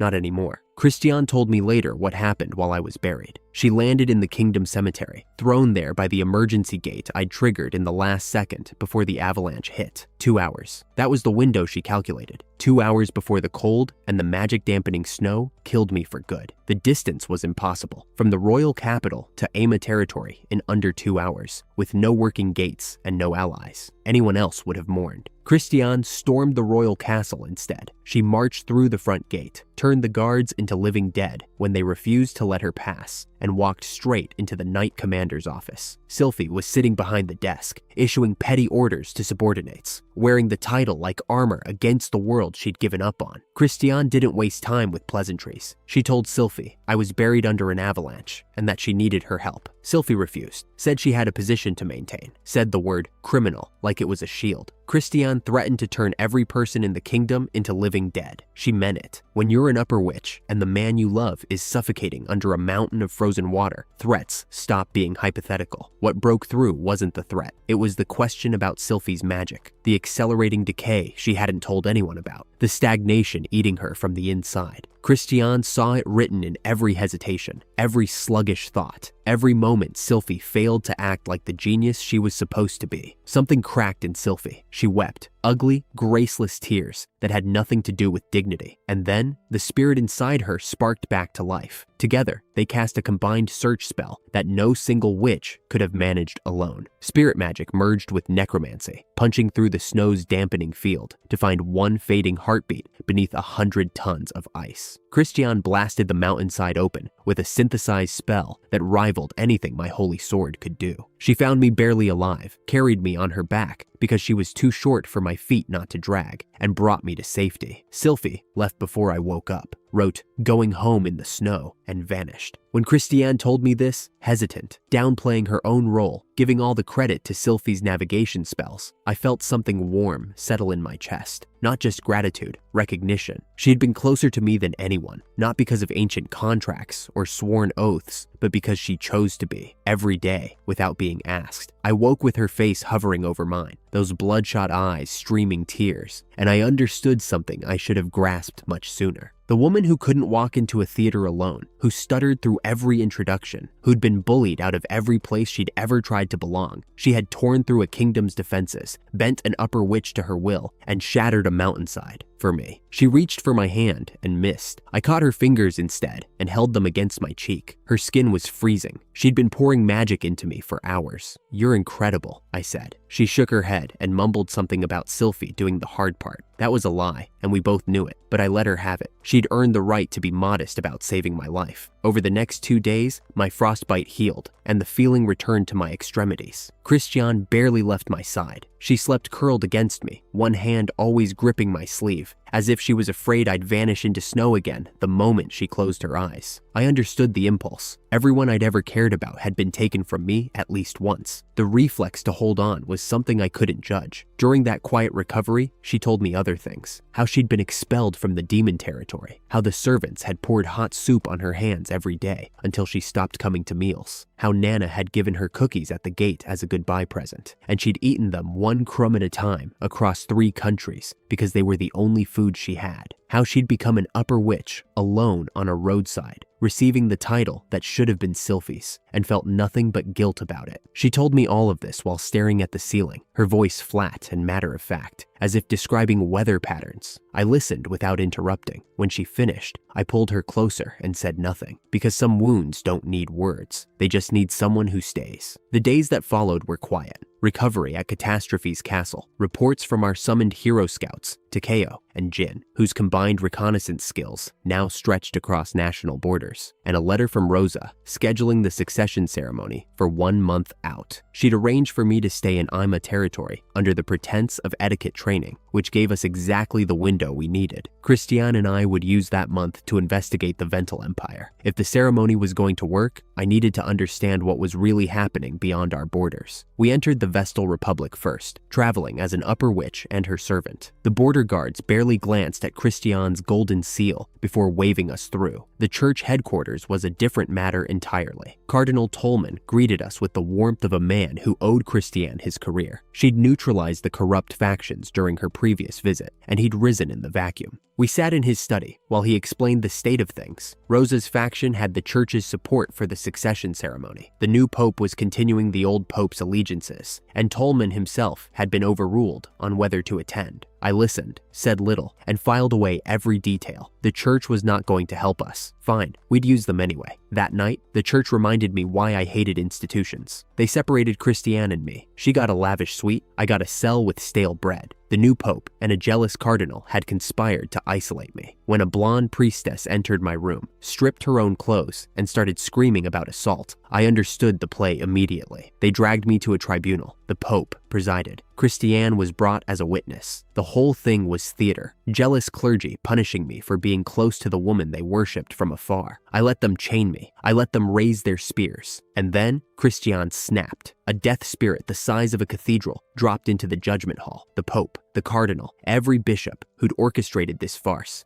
dead before their screams finished echoing. When I reached her and pulled her into my arms, she was trembling, not from effort, but from rage. Nobody hurt the person she loved, not twice, not ever. We turned the corpses into living dead to maintain order and appointed the only person who hadn't run, a young female deacon named Mira, barely 20, with conviction in her eyes and fury in her spine. She'd watched the corruption destroy her colleagues and dreamed of tearing it down. Now she had the authority. Mira despised me on sight, partly the institutional prejudice baked into this country's culture, partly genuine irritation at my existence near Christiane. But she was honest about it. When I told her I admired her commitment to fighting the discrimination she'd grown up in, she stared at me like I'd spoken a foreign language. She gave us an introduction letter to the Empire's church branch, addressed to a bishop named Marianu at the imperial capital's orphanage. As I took it, her fingers lingered on mine a beat too long. Then she pulled back, scowling, and told me not to get the wrong idea. I told her we'd meet again at the succession ceremony. She didn't know what I meant by that. I left her wondering. At the church library, Christiane read the forbidden text I'd been carrying, a book called God's Wrath. What we found rewrote everything Silfie and the Chaos Witch had told us. Hero's blood wasn't a world-ending weapon. Its maximum range was the size of a mountain. Devastating, yes. Apocalyptic, no. Silfie had been operating on incomplete information for centuries. The Chaos Witch had probably known the truth and hidden it. More importantly, the book described the creators, beings of elevated existence who received divine mandates and acted on them. Christiane herself, as an upper witch who could read this text, was on the path to becoming one, and the divine sword was described as a countermeasure against God's wrath, built by a rogue creator named Freya, who'd hidden it across 6 shrines to keep it from being destroyed. Freya. That name is going to haunt me. She's not just ancient history, she's still out there. And before this story ends, she's going to find her way inside someone I haven't even met yet. The book's final warning was absolute. Anyone who read it must keep its contents secret, or face a fate worse than death. Christiane tucked it into her subspace library with trembling hands. I pretended not to notice. We crossed into the Vental Empire, posing as witch and servant, my name shortened to Ashu to avoid recognition. The first thing we found was a dying city. Aldehyde was a water city, beautiful canals threading through stone architecture, but the water was poisoned. An upstream weapons factory had been leaking bacterial contaminants into the river system. The townspeople were sick, the merchants had fled, and the military was too busy fighting a war to send supplies. A 6-year-old girl named Merle showed us her parents, who were barely breathing in a filthy apartment. Christiane synthesized an antidote in minutes, as casually as breathing. I cleaned the house, purified the water, and fed the child, while wondering how many other towns looked exactly like this. Following the contamination upstream led us to a chemical weapons factory, and to Eldart, the former Empire general, alive and working as a glorified foreman in what was essentially a death sentence posting. He wept when I told him Layla was safe. We installed Christiane's purification device on the factory's drainage, giving Eldart the credit.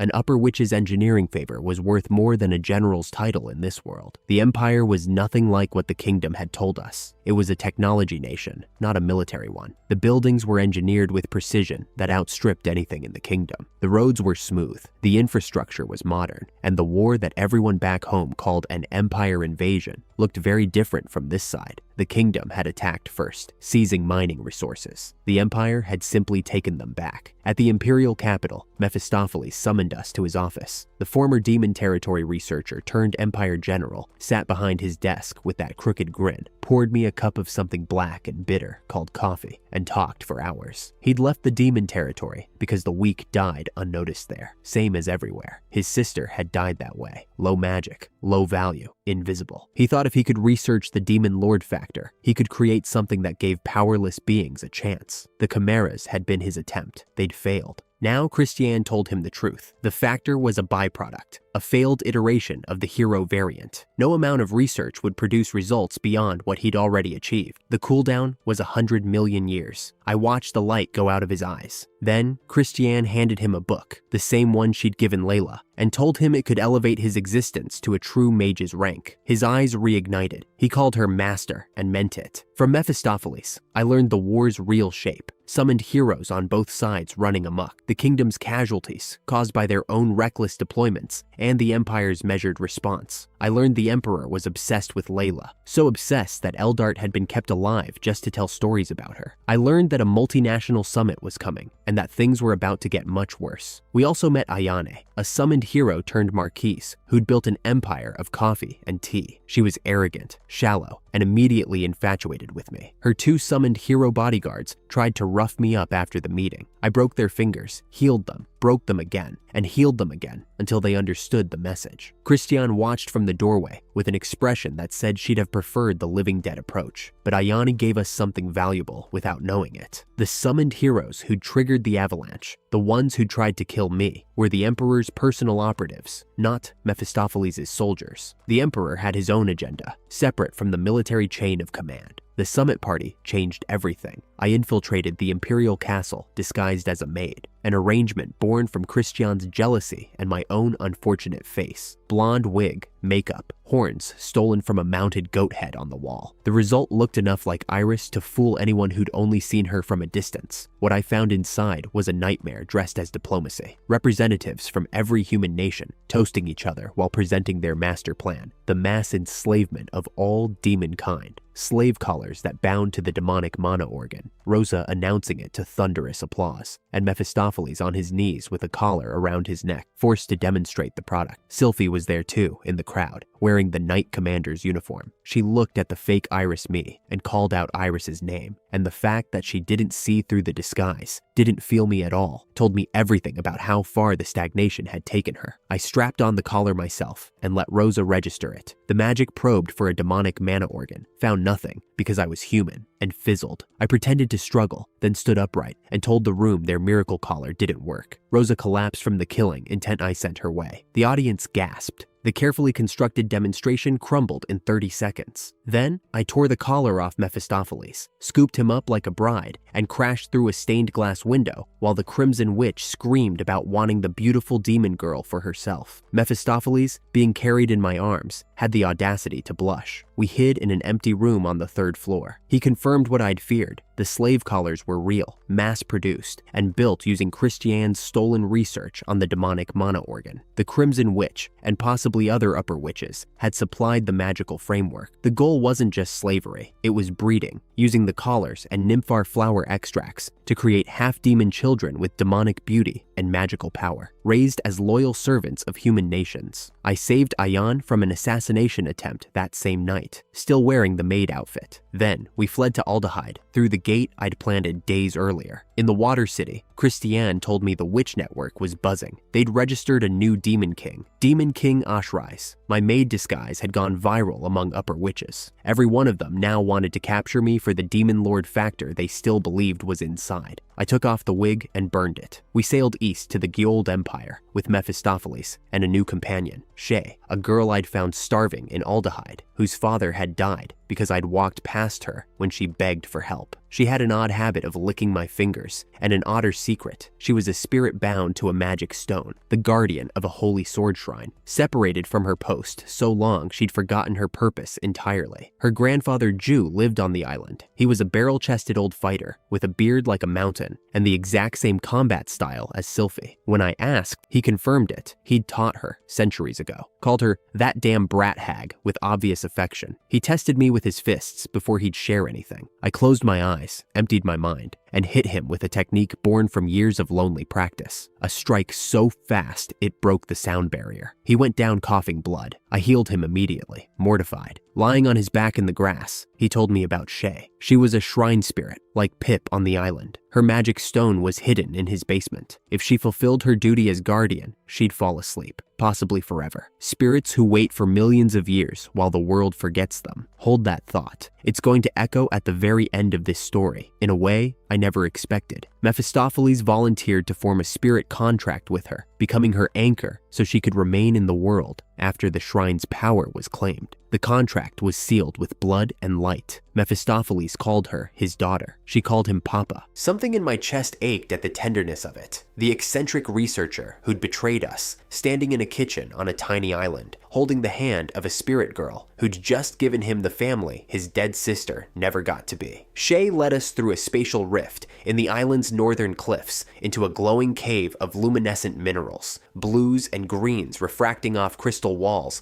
like an underwater cathedral. At the shrine, the holy sword drank in its second power, heat haze. The blade shimmered red, then cooled. It felt lighter in my hand. 2 of 6 powers claimed. 4 more scattered across a world that was rapidly closing its doors to anyone who cared about demons. Afterward, we gathered shellfish on the beach and ate until our stomachs hurt. Christiane splashed in the shallows until she exhausted herself, and I carried her home on my back. Her wet hair stuck to my neck. She smelled like salt water and the herbs she always kept in her pockets. For one evening, on a tiny island at the edge of the world, we were just people, not fugitives, not weapons, not broken things trying to fix each other. On the voyage home, I learned from Takeo and Jin's scouting reports that the demon territory had begun a breeding program. More demons to resist the coming enslavement. Logical, necessary, and the thought of Iris carrying someone else's child hit me like a fist to the sternum. Christiane held my hand while I sat very still and fought down something dark and primal that pulsed behind my eyes. We returned to Ama territory with a month's worth of intelligence, 3 new allies, and the weight of a world that had decided demons were property. The succession ceremony was days away. Catastrophe was waiting. The plan was intact, but the shape of the enemy had changed. It wasn't just a corrupt prime minister and a scorned princess anymore. It was every human nation united in their oldest instinct. Find something weaker, something beautiful, something different, and put a collar on it. I'd spent my whole life being the thing they used and threw away. Now they wanted to do it to everyone I loved. The broken weapon inside me said, let them try. The intelligence was waiting for me when we returned to Catastrophe's castle. Takeo and Jin, 2 summoned heroes who'd chosen my side, had been gathering information across the kingdom while I traveled the world. Most of it was useful: trade routes, military movements, political alignments. But one piece of intelligence shattered everything: a demon mass production plan. Not a metaphor, not an exaggeration. The Alfield faction was manufacturing demons, slave collars, breeding programs, experimental facilities tucked into mountain fortresses, industrial-scale enslavement of an entire race packaged as a solution to the kingdom's post-war decline. I broke, not in front of everyone. I held it together long enough for Takeo and Jin to excuse themselves, long enough for Mephistopheles and Shay to retreat to a separate room. But the moment the door closed and it was just the 2 of us, Christiane wrapped her arms around me and I came apart. I had built a nation to protect them, fought wars, bled out on operating tables, carved a territory from nothing so that demons would never again be used as tools. And now, humans were manufacturing them like livestock. She held me while I cried, didn't say a word at first. Then, stuttering and gentle, the plan wasn't confirmed yet. We shouldn't believe it until we saw it ourselves. That doubting the people I loved was worse than the rumor itself. She was right. She was always right. Christiane had one more gift for me, a transformation spell she'd secretly invented during our travels. A magic circle that could reshape my body into a female form. Not an illusion, an actual physical change. I looked into the mirror and saw a woman who could pass as Iris's sister. Black goat horns, golden hair a shade lighter than hers, and a body I immediately tripped over because the weight distribution was completely wrong. I spent an hour practicing how to walk as Ashley's, while Christiane guided me by the hand, both of us laughing despite everything. It felt absurd. It felt necessary. Another weapon for the war ahead. That night, we were led through a spatial distortion into a hidden chamber. Elena was waiting with Layla and Beatrice. They were thinner than I remembered, but alive. Layla threw herself at me and sobbed. Ella teared up and I stroked her hair, and then Beatrice started crying too,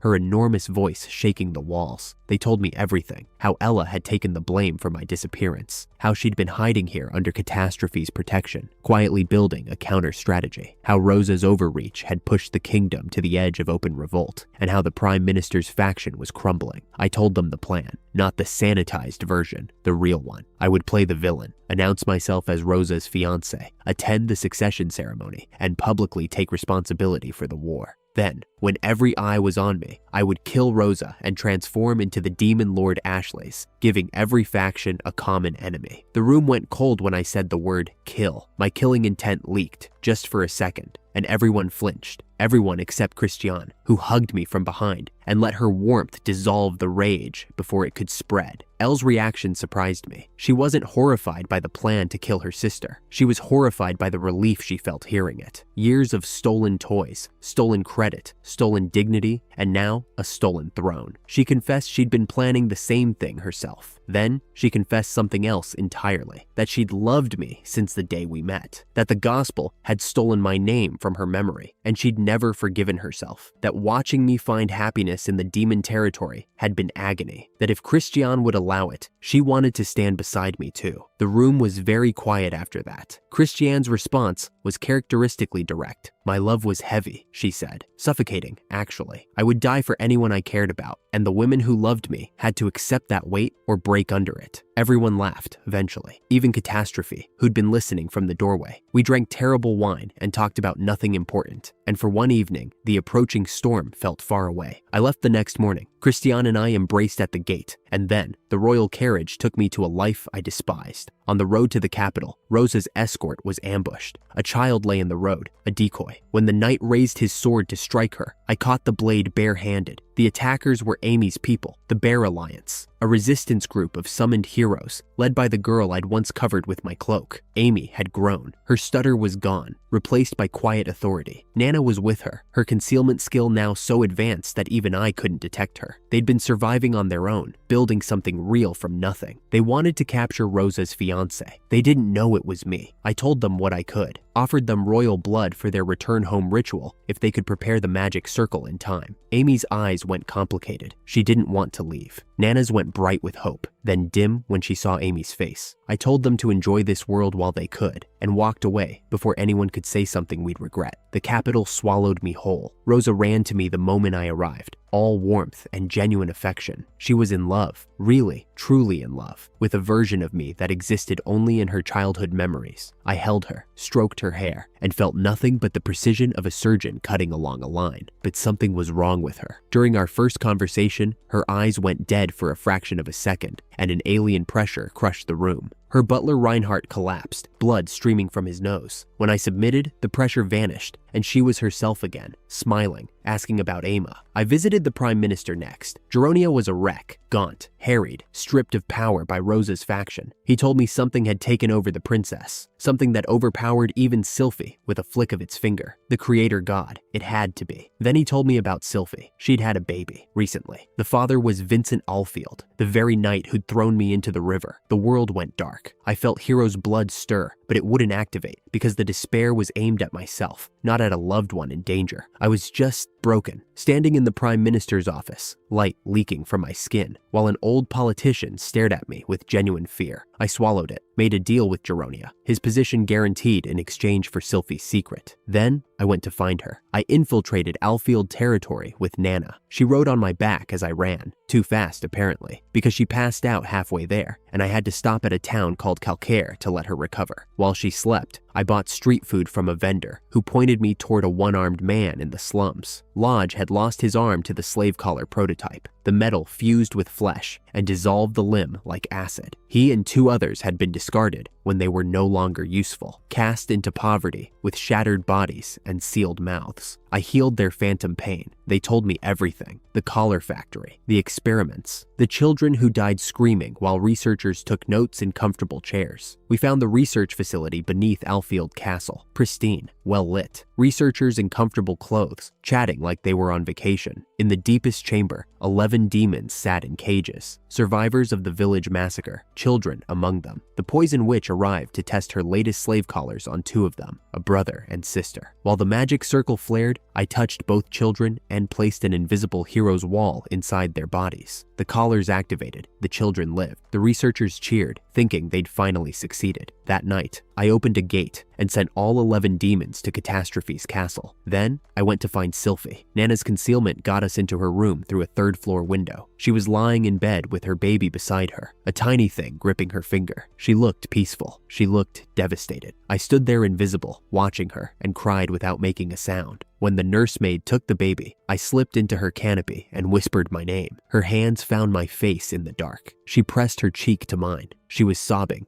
but the servants said she cried every night, so nobody came. I asked if she was happy. She said yes. Her voice cracked on the word. Christian spoke to her too, privately, behind the curtain, while I stood guard. I never learned what they said, but afterward, Christian told me to wait, that Silfie would make her decision at the succession ceremony, that her feelings were tangled, but not gone. Before I left, I kissed Silfie's forehead, not as a goodbye, as a transfer. I pushed my life force into her, hard and fast, because I'd felt how thin she was. Her magic nearly drained, the stagnation disease eating what remained. She had maybe a year left. The backlash hit before I made it to the next room. Blood everywhere. Christian gated us to Emma and poured her emergency medicine down my throat. I lost consciousness. I woke to find both women in my bed, looking suspiciously satisfied. I decided not to ask questions. The next day, I confronted Albatross Alfield himself. The Lord was everything his reputation promised. Massive, sharp-eyed, impossible to surprise. He'd sensed our presence through Nana's concealment before we even entered his office. He fired a bullet from a hidden weapon the instant I revealed myself. I caught it. The negotiation was ugly but productive. I offered him a meeting with the Demon Lord Ashleys in exchange for dropping Silfie's charges. He agreed. Then his idiot son Vincent burst in. His useless father sighed, and the poison witch tried to kill me on the way out. I slammed her into the floor and walked away with her toxins burning through my veins. Then the creator god showed his hand. Alone with Rosa, the entity manifested through her body. Dead eyes, crushing pressure, a voice like stone grinding. He called himself Helheim, a creator god, one who'd been watching me for some time. He cursed Silfie's baby, a death sentence, triggered remotely, activated if the succession ceremony didn't proceed as planned. If Rosa died before completing her role as his vessel, the curse would kill the child. A god just used a newborn as a hostage. Let that sink in. The real enemy of this story isn't a kingdom or an empire. It's the thing that treats people as tools. And it turns out the gods do it too. I couldn't kill her anymore. The plan I'd spent months building crumbled in a single sentence. I sat alone in my room that night, staring at the ceiling, and forced myself to think. Christiane was already working on the counter curse. If she could break it before the ceremony ended, everything was still possible. If she couldn't, I'd have to find another way. I learned later what Iris had endured while I was gone. Pieces came to me from Nana, from Takeo's reports, from the hollow look in Lucifer's eyes when I eventually saw her again. I stitched the story together afterward, and it was worse than I'd imagined. After I vanished, Iris had done something unforgivable to survive. She'd drugged Lucifer with a modified nympha compound, planted a suggestion deep in her soul that I was the enemy, that everything wrong with the demon territory was my fault. She did it to keep Lucifer functional, to replace heartbreak with hatred, because hatred was easier to work with. It worked. Lucifer became efficient, ruthless, empty, and the territory held together for exactly as long as that emptiness lasted. Amy came back and saw what they'd done to Christiane. She screamed at Iris, at Lucifer, at the hollow castle that used to be a home. Then, she left to find the friend they'd discarded. The villages were attacked. Troops were stolen by Silfie's unauthorized military operations. A summoned hero named Hibiki waltzed into the undefended castle and offered Iris a devil's bargain, drugs that would let demons breed faster in exchange for her cooperation. Lucifer accepted before Iris could refuse. Iris sent Nana away to protect her from the breeding program. She formally expelled her, the cruelest kindness imaginable, because Nana had sworn to stay. In the garden, surrounded by vegetables that Nana had planted and watered alone while the castle crumbled, Iris held her and promised they'd be friends forever. 1,000 years, 10,000 years. And then it was just the two of them, Iris and Lucifer, in a castle full of golems, running a nation that was falling apart. The day I returned to the demon territory and announced my fake marriage to Rosa, Iris's face went blank, not with rage, with something past rage, a door closing that she didn't know how to open again. But Nana told me something else, that on the day she was expelled, she'd been tending the castle garden alone, that Iris had found her there and and wept, not for the territory, not for politics, but for the simple terror of losing her last friend. That Iris had said, 1,000 years, 10,000 years, we'll be friends forever. Lucifer had watched from a window, felt jealousy stir, and the suggestion cracked. By the time the succession ceremony arrived, they were themselves again, broken, exhausted, furious, but themselves. They decided to crash the ceremony and tear everything apart, because that was the only language they had left. Before the ceremony, I spent one final evening in the royal castle, pretending to comfort Rosa while calculating the logistics of her death. Every time I stroked her hair, my hand twitched toward her neck. She fell asleep smiling, and I sat beside her in the dark, despising myself. The day came, Castanu Town, the theater where I'd once staged a performance about hope. Now it was packed with nobility, foreign dignitaries, and common citizens who'd been promised a new dawn.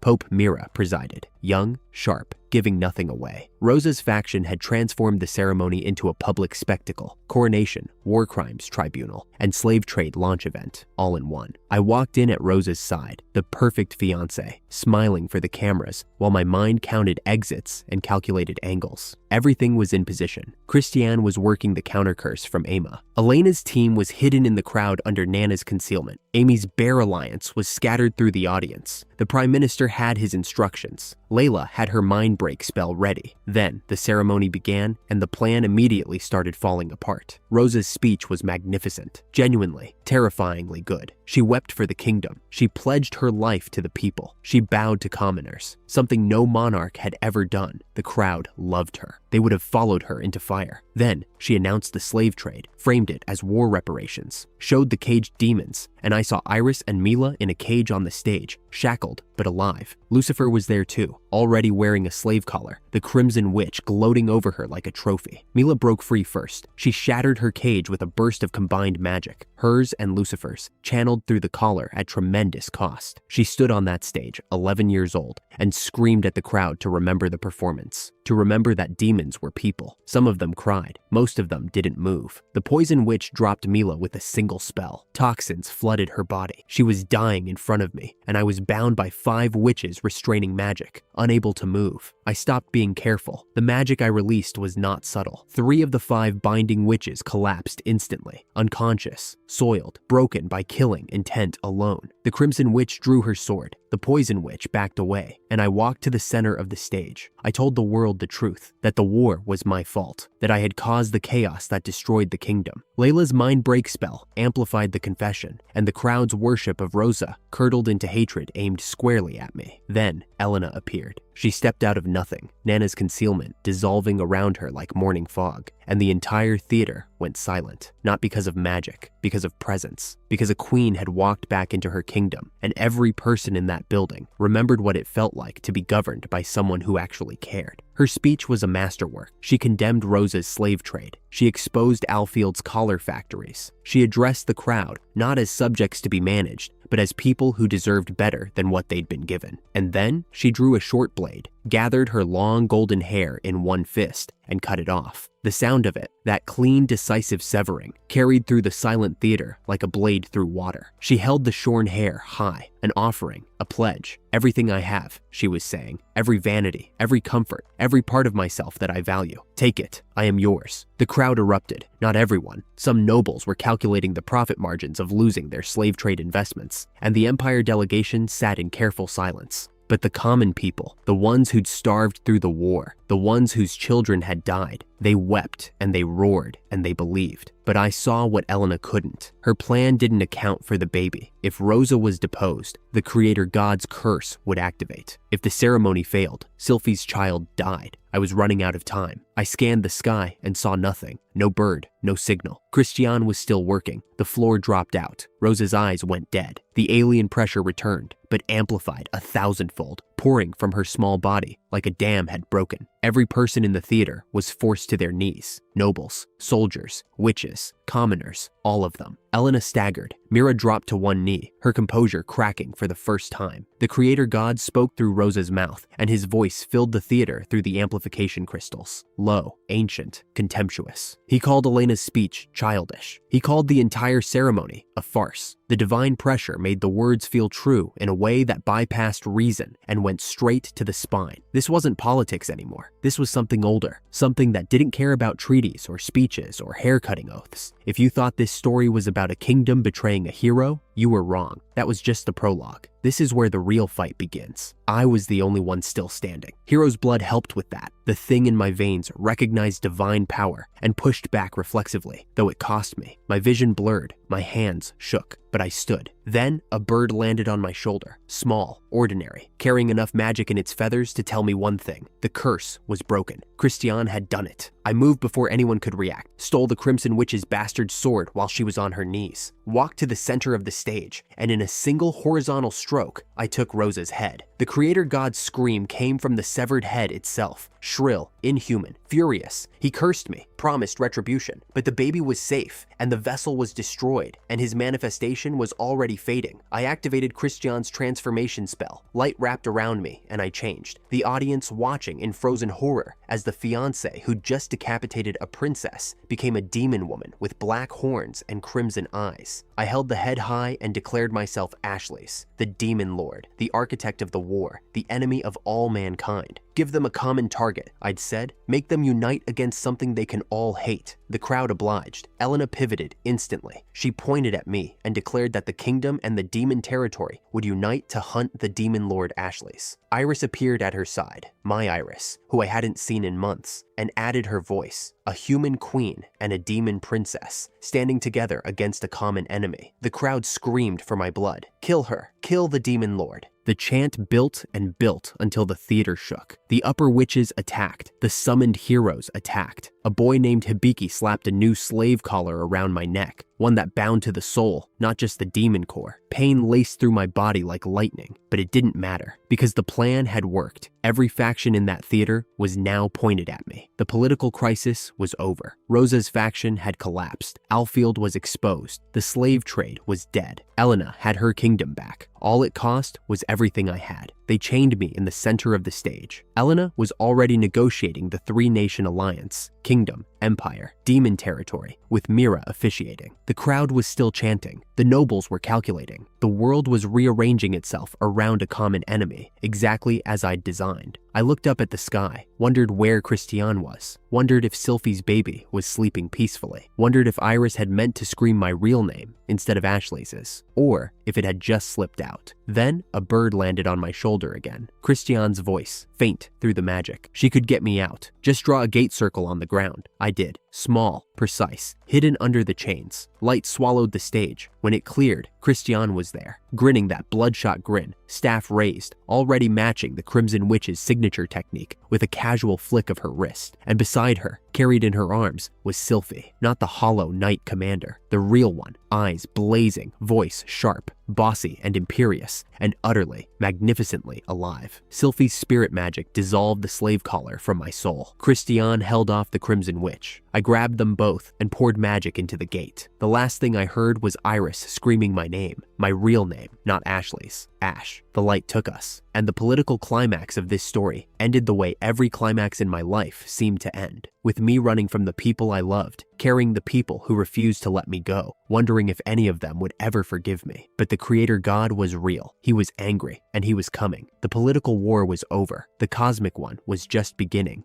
The light deposited us in the Guild Empire, like cargo dumped from a sinking ship. Christiane's spatial teleportation was rough this time. She was running on fumes, and so was I. We stumbled out into Ju's courtyard. Me, Christiane, and Silfie. 3 fugitives with nothing left but each other, and the lingering echo of a crowd screaming for my blood. Christiane collapsed almost immediately. That bloodshot grin of hers flickered once before she passed out in my arms. Silfie stood apart, clutching her elbows, staring at the ground. She had saved me, dissolved the slave collar with spirit magic that should have been beyond her in that broken state. And now she wouldn't look at me. I told her I loved her, just blurted it out, because I didn't have the vocabulary for anything more sophisticated. She laughed through her tears, called me hopeless, and Christiane, half conscious, muttered something about my stunning eloquence. Then Silfie broke. She confessed everything. The demons she'd sent to die under Alfield's orders. Vincent's manipulations she'd been too weak to refuse. The borrowed soldiers from Mana's academy unit that she'd gotten killed. Every sin she'd collected in my absence poured out of her like poison from a wound. I held her while she spoke, told her that protecting her daughter through that nightmare was enough, that I'd done worse. She wasn't ready to accept that yet, but she stopped shaking. Ju appeared in the doorway, that barrel-chested old man with his booming voice and his perpetual scowl, cradling a baby in his arms like it was the most natural thing in the world. He'd built a crib from driftwood when Takeo's advance message arrived. Typical Jew, gruff as a boulder, gentle as rain. Baby Lisa, she was impossibly small, bright-eyed, wriggling, already reaching for me before I'd taken a step. The moment I held her, she latched onto my thumb and began sucking, not for milk, but for magic. Raw, massive amounts of it, pulled straight from my core. Light bloomed around us both, then faded, and she lay in my arms looking profoundly satisfied. Christian examined her later. Lisa's magic power was 93,000, astronomical for a newborn, and she carried an innate skill called Soul Devourer, a spirit quarter child with enough magical appetite to drain a hero dry, and a skill that might one day threaten even a creator god. No wonder Helheim had cursed her. Those first weeks in Guild were the quietest I'd known in years. We fell into a rhythm. Lisa woke every 3 hours screaming for magic, and I'd carry her outside under a sky full of unfamiliar stars, letting her feed from my thumb while the world slept. Silfie's milk was thin from magic deficiency, so I became the primary source. Christiane joked that our daughter saw me as a meal, not a father. She wasn't entirely wrong. Silfie drank the drug Christiane had made, not the soul erasure compound I'd asked for. Christiane had secretly brewed a reconnection potion instead, one that could reforge the spirit naming contract, a test of Silfie's resolve. If she drank it, knowing what it meant, she was choosing me, choosing the weight of my love and everything that came with it. She drank it. When the telepathy returned, her voice blooming inside my skull for the first time in over a year. I nearly fell over. She called me an idiot. I told her I'd missed that. Wanted posters arrived before the second week ended. My face and Ashri's side by side on expensive parchment, with a bounty of 30 platinum coins. The first bounty hunters came at dawn while I was feeding Lisa. 15 mercenaries creeping through the undergrowth, led by a former Imperial knight named Cook, who'd lost his family in a border war I'd inadvertently caused. I dealt with them one-handed, Lisa giggling in my other arm like it was a game. But Cook's story stayed with me. He wasn't evil. He was desperate. His village had been destroyed in the chaos that followed my disappearance, and hunting the world's greatest criminal was the only payday big enough to feed his people. Silfie teleported them to a town where they could rebuild. I slipped a platinum coin into Cook's hand as the light took him. She scolded me for it afterward. Lisa took her mother's side, as usual. The Guild Emperor welcomed us with open arms and ulterior motives. He wanted a deterrent. My presence alone made the 3 major nations think twice about bullying his small ocean kingdom. In exchange, we got rooms in the Imperial Castle, servants, and a base of operations that didn't require Jew to fight off mercenaries every morning. I accepted. Lisa needed stability more than I needed pride. Luca came next. We staged it as a kidnapping. Iris led us to the demon castle through her own gate, and we put on a performance so terrible it would have gotten us booed off the stage at the old theater. Christian threatened to eat people. I brandished a stolen sword and demanded they hand over the prisoner. Luca played the hostage with all the conviction of someone reading cue cards for the first time, but it worked. The human nobles and knights stationed at the castle saw exactly what they needed to see: the demon lord's forces raiding for hostages. Iris's cover stayed intact, and Luca, who had been quietly disintegrating under the weight of administrative work and political machinations she'd never been trained for, finally broke down in my arms once we were safely away. She cried for an hour. Then she asked if she could help run the Guild Empire's government. I said yes before she'd finished the sentence. Iris. I found her at the southernmost demon village, the one where I'd buried the children years ago in a life that felt like it belonged to someone else. Silfie and I had come on a morning pilgrimage, singing the ancient witch's requiem over graves that someone had turned into a proper cemetery with stone markers and tended flowers. Beelzebub found us first, still enormous, still incomprehensible, still carrying the little girl with the bad legs on his shoulder. He cried when he saw me. I understood none of his words and all of his meaning. Then her voice cut through everything. Quite the entrance, Ash. I turned and the world narrowed to a single point. Golden hair, black horns, crimson eyes, skin like winter moonlight. Every time I saw her after a long absence, the impact was worse. I could feel my heart doing something medically inadvisable. She was angry. She was relieved. She was magnificent. We talked. She told me the demon territory had been renamed the Iris Demon Domain, that the kingdom had flooded her castle with human administrators, that Elena's reforms were a double-edged sword, protection and control in equal measure. She asked if I was satisfied that my plan had worked. I couldn't answer, because the honest answer was that nothing about any of this satisfied me. She told me Mila had grown terrifyingly strong enough to beat the Crimson Witch so badly, the Upper Witch lost a hand. I filed that away with a complicated mixture of pride and alarm. Then, Helheim struck. At the demon castle, a summoned hero named Coco, a girl who'd been secretly sheltered by Beelzebub, turned into a chimera by Mephistopheles, and possessed by the creator god, attacked me. She canceled my spatial magic, moved with borrowed divine power, and stole my holy sword, hurling it into a dimensional pocket before I could react. I hit her too hard. The wall cracked and she flew through it into the garden. Christian and I spent the next hour piecing her broken body back together, guilt churning in my stomach like acid. Helheim was gone by then, slipped out of her body the moment I'd connected, leaving behind a shattered vessel and a stolen sword. The creator god was escalating, and we were running out of time. Christian's pregnancy was confirmed on a shopping trip to the royal capital. We'd gone in disguise, all of us transformed, dressed up, pretending to be normal people for one afternoon. Silfie looked stunning in adult form. Luca chose boyish clothes that suited her perfectly, and Christian emerged in a white outfit with a red ribbon that made Lisa abandon my arms for hers in an instant. I played the carriage driver in my Ashri's form, minus the horns, and got mistaken for a woman by every guard we passed. The shopping was wonderful until Arnold Alfield appeared, the eldest son, not the youngest. Sharp where Vincent was blunt, calculating where his father was forceful. He blocked our path, introduced himself with theatrical courtesy, and then leaned close enough to whisper that he knew exactly who I was. He let us go. That was worse than if he'd attacked. Then Christian went pale, and Silfie rushed her to the nearest alley. Morning sickness. The transformation must have masked the early signs. We evacuated back to Giold immediately, and the castle midwife confirmed what Silfie had already guessed. I was going to be a father again. Christian cried with happiness, and for once, her tears weren't the bloodshot, manic kind. They were clean and warm and human. I stood there grinning like a fool while Lisa babbled her first word, Papa, and reached for me with greedy hands, completely unimpressed by the gravity of the moment. But even that joy carried a shadow. Silfie pulled me aside and explained something I'd never considered. The difference in lifespan between a human father and spirit quarter children could trigger a biological rejection, cells misreading the aging disparity and destroying themselves. There were historical cases. The solutions were all brutal. We needed to find another way, and we needed to find it before I aged past the threshold. Another clock, ticking. Silfie had been conducting her own investigation through Giold's intelligence network. The demon unit she'd sent to die, Mana's 7th Division, might still be alive. Fragments of intelligence, whispered sightings, a village in the Vental Empire's deep interior that had taken in wounded outsiders. We went together, just the two of us. She let me carry her through the canyons the way I used to,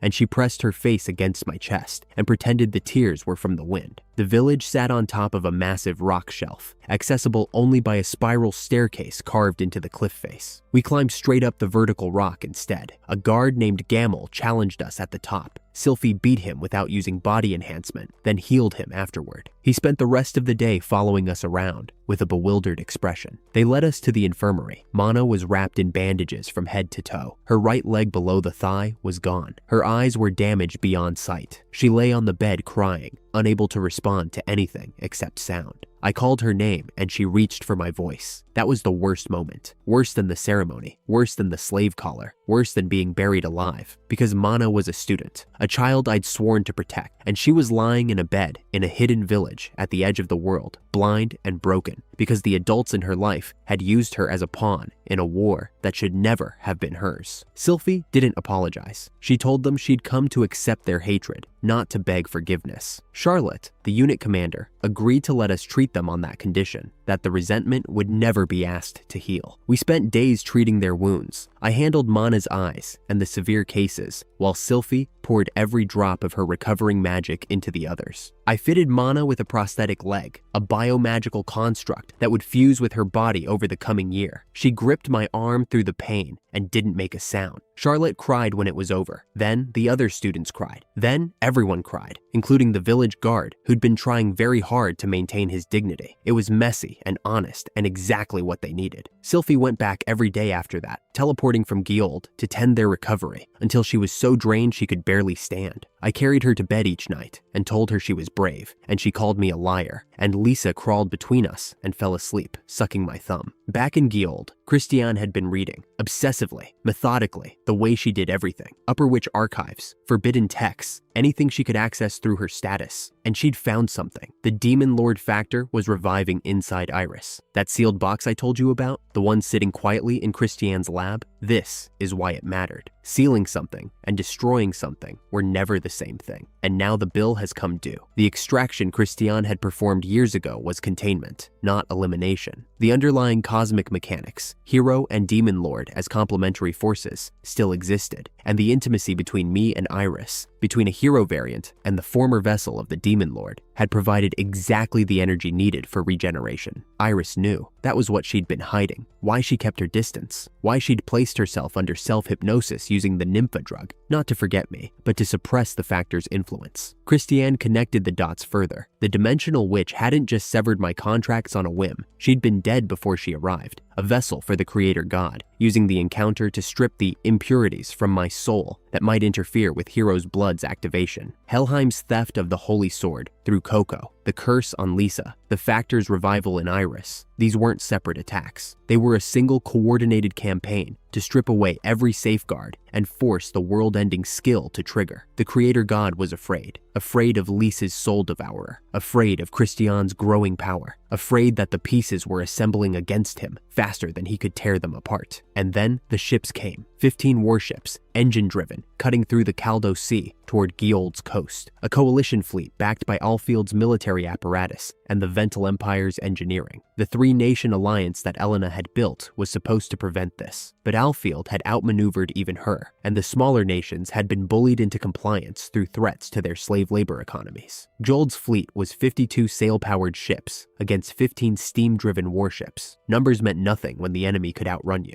I stood on the flagship's deck in my Ashri's form, horns out, wings spread, every inch the demon lord the world believed me to be. The Guild sailors and soldiers who'd been wary of me for weeks now looked at me with something between terror and desperate hope. General Goldova gripped my hand before the battle. The man who'd hated me on sight, who'd argued against sheltering us, who'd called me untrustworthy to my face. He squeezed my fingers and said he was counting on me. I deployed magic circles across every ship in the fleet, long-range bombardment from the flagship to draw their fire, then coordinated cannon volleys from all 52 vessels the moment the enemy formation broke. Any survivors, I'd handle personally. The first salvo split the horizon. 3 enemy ships vanished in pillars of light before they understood what had hit them. The coalition fleet scattered, exactly as planned, and Guild's cannons caught them broadside in the chaos. But 2 of the enemy ships didn't scatter. They held formation, shielded by barriers I recognized. Witch-class magic, far beyond what any normal crew should possess. And when those ships turned toward me, I felt something that stopped my breath. Amy's magic signature, and Nana's, the girl I covered with my cloak, and the girl I carried out of a brothel, both on enemy ships, both pointing their weapons at me. If that doesn't make you angry, wait, because they'll get a chance to make it right. And when they do, you'll understand why I never gave up on them. They were on those ships, my girls, my allies, the ones I'd told to stay in this world because I needed them here. Pressed into service by the Crimson Witch and Alfield's conscription, their unique abilities weaponized against the person who'd saved them. Amy's barrier held against my bombardment. Nana's concealment made the second ship invisible to Jold's targeting. They were good, they were terrified, and they were fighting me. I pulled my punches, disabled the ships without sinking them, threading magical strikes between hull plates to kill the engines without breaching the holds. The coalition sailors would survive. Amy and Nana would survive. But the message I sent was unmistakable. I could have destroyed everything, and I chose not to.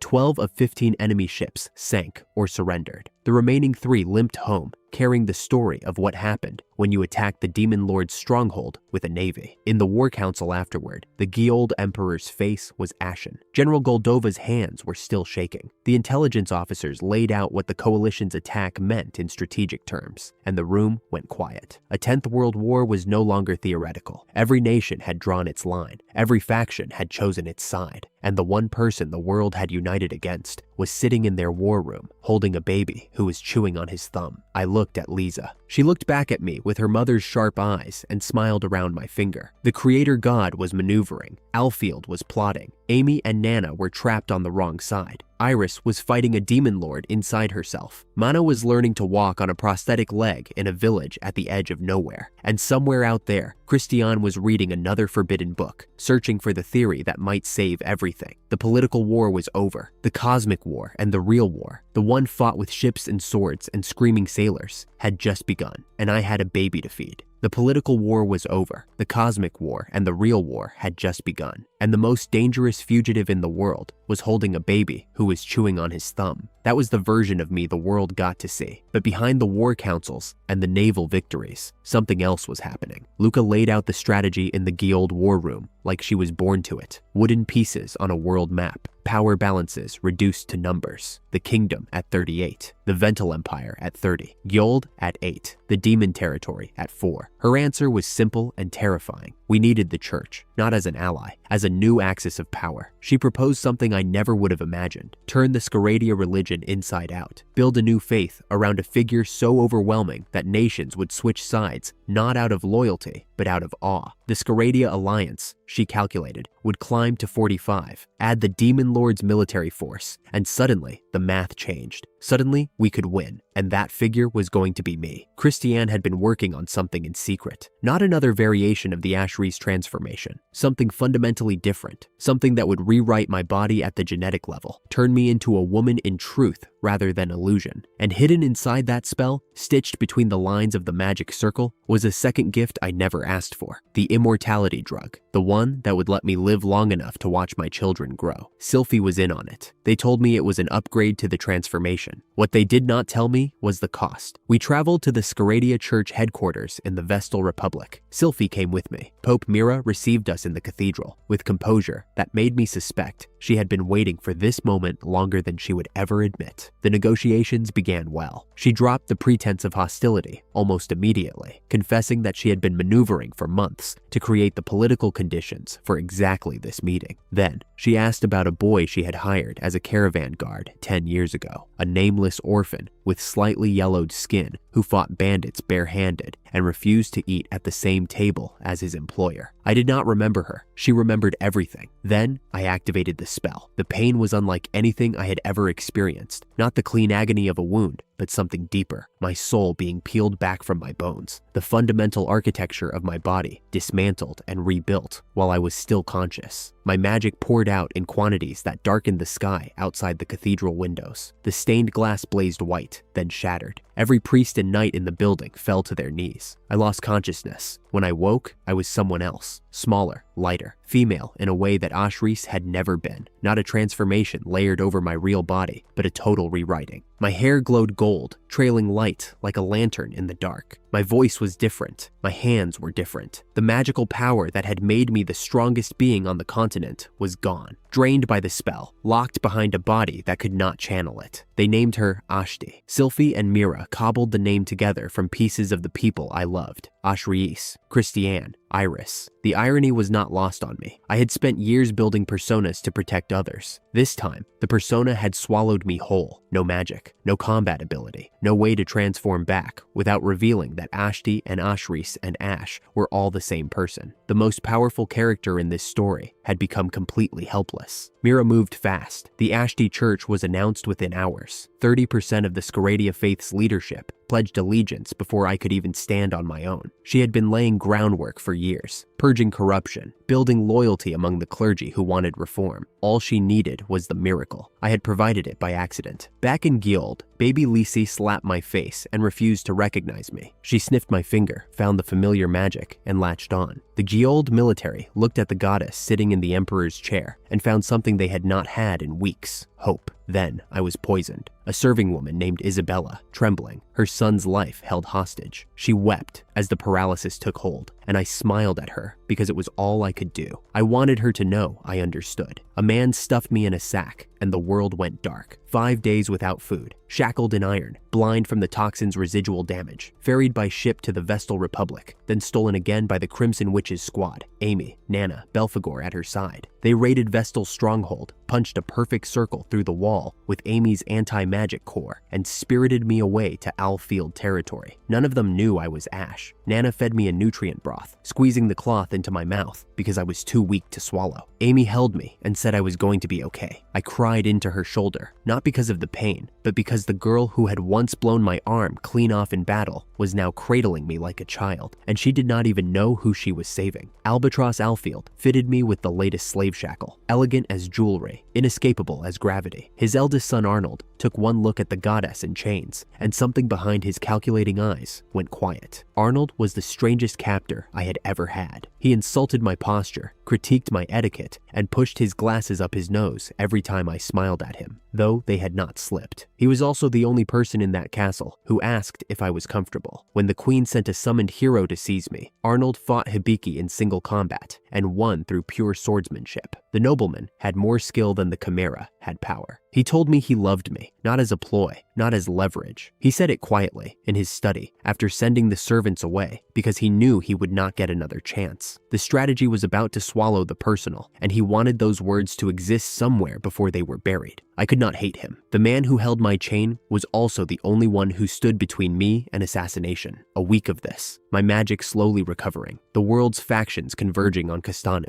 the same theater where I had once declared myself humanity's enemy. This time, the stage was set for the Ashti Church's founding ceremony. Every major power had representatives. Every single one of them wanted the goddess. At the theater, political maneuvering reached its apex. One faction tried to seize me from another, and in the struggle, the slave shackle was removed. They were fighting over ownership of an asset. They did not understand that the asset was a bomb. The magic that had been compressed inside me for weeks, magic that had been building behind the shackle's seal like water behind a dam, exploded outward. I cannot describe what hero's blood activation feels like from the inside. Imagine every emotion you have ever suppressed deciding to express itself simultaneously, and each one carrying enough destructive force to level a city block. The goddess form floated above a magic circle that materialized from nothing, a vortex of raw power spiraling outward, tearing stone from the theater floor and bending light into spectra that should not exist. People wept, not from fear, from the sheer divine beauty of it. The light was so overwhelming that even soldiers who had been fighting dropped their weapons and stared. Albatross screamed for the Crimson Witch to destroy me. She looked up at what I had become and said something I will carry forever. She told him he had lost his mind. She asked if he expected her to fight a god. On the far side of the theater, Amy and Nana watched the vortex swallow the stage. They felt my magic signature inside it, the same signature they had fought against at sea, the same one they had felt when they fed me broth in a dark room. Recognition hit them like a physical blow. The goddess was Ash. They broke ranks and ran toward me. Silfie arrived at the head of a column that should not have existed. She had gathered everyone. Iris from the demon territory, Mila from Iris's personal guard, Amy and Nana from the enemy side, Goldova and the Guild soldiers from across the sea. The spirit naming contract pulsed between us, a thread of connection that let her sense exactly where I was inside the vortex, exactly how much time we had before the eruption became irreversible. On the steps of the Castanu Theater, in front of every faction in the world, she did something I never expected. She confessed, not to a crime, to a strategy. She told them everything. Hero's blood, the world-ending mutual annihilation skill I had carried since my creation as a hero variant, the oath she had sworn to prevent its activation, the secret she had guarded for the entire story, and then the rest. She had engineered the harem. I told you to pay attention to that. Every girl she pushed closer, every bond she quietly encouraged. Now you know why. Every woman who had bonded with me, every emotional anchor in my life. Silfie had cultivated those connections deliberately. More people who loved me meant more reasons for me not to break, more tethers preventing the emotional collapse that would trigger annihilation. It was not just love. It was a survival network designed by a 1,000-year-old strategist who understood that the boy she had named was a walking apocalypse. She said she had kept the secret partly out of possessiveness, believed she was more loved than the others, believed she could handle it alone. That selfishness, she said, had caused every previous failure, the first hero's blood activation in our early days, the spiraling disasters that followed every time she tried to carry the weight by herself. She would not repeat the mistake, not here, not with his life. The plan was desperate and precise. Approach the vortex, reach the magic circle that Christian had prepared, a countermeasure spell from the witch's teaching book, refined over months of obsessive research. Have Iris activate the spell from inside the circle. Get out before the vortex consumed them all. Every woman woman in my life used the thing that made her irreplaceable. Nana ran alongside them, healing the burns and lacerations they sustained from the outer bands of the vortex. Her hands never stopped glowing. Amy raised her anti-magic core and froze the magic around them for 8 seconds. Not enough to stop a goddess-level eruption, but enough to carve a corridor through the wall of force that would have killed anyone else on contact. Silfie deflected the magical shrapnel that broke through Amy's frozen field, her spirit magic flaring so bright she looked like she was on fire. And Mila, small, fierce, impossibly beautiful Mila. The Crimson Witch changed her mind. She had refused to fight a god, but she was perfectly willing to kill the mortals rushing toward one. She threw her full-power spear, the same composite magic blade that had terrorized battlefields across the continent. Mila stepped into its path and danced, flowing grace moon dance, the divine sword technique I had learned alone on that island during my exile, practicing against waves and wind and the crushing loneliness of believing no one would ever come for me. I had taught it to Mila in the demon territory, watching her small body adapt the movements into something new, something that was hers. She caught the trajectory of the spear, redirected its force along the curved path of the dance, and sent it screaming back at the Crimson Witch, flowing grace. I told you it would matter. I told you to watch the girl with the red horns. This is what I meant. The technique born from my loneliest moment became the shield that protected everyone running toward me. Inside the vortex, I was drowning. Hero's blood does not feel like power. It feels like being unmade. Every cell in my body was trying to become something else, something that would burn the world clean and call it mercy. The divine light was not light at all. It was the universe's immune response, trying to sterilize a wound that happened to be me. But through the noise and the cosmic static, I could see them, small figures against the wall of light, stumbling, bleeding, burning, and still running, not away from me, toward me. And for the first time in my entire life, I did not fight to protect someone else.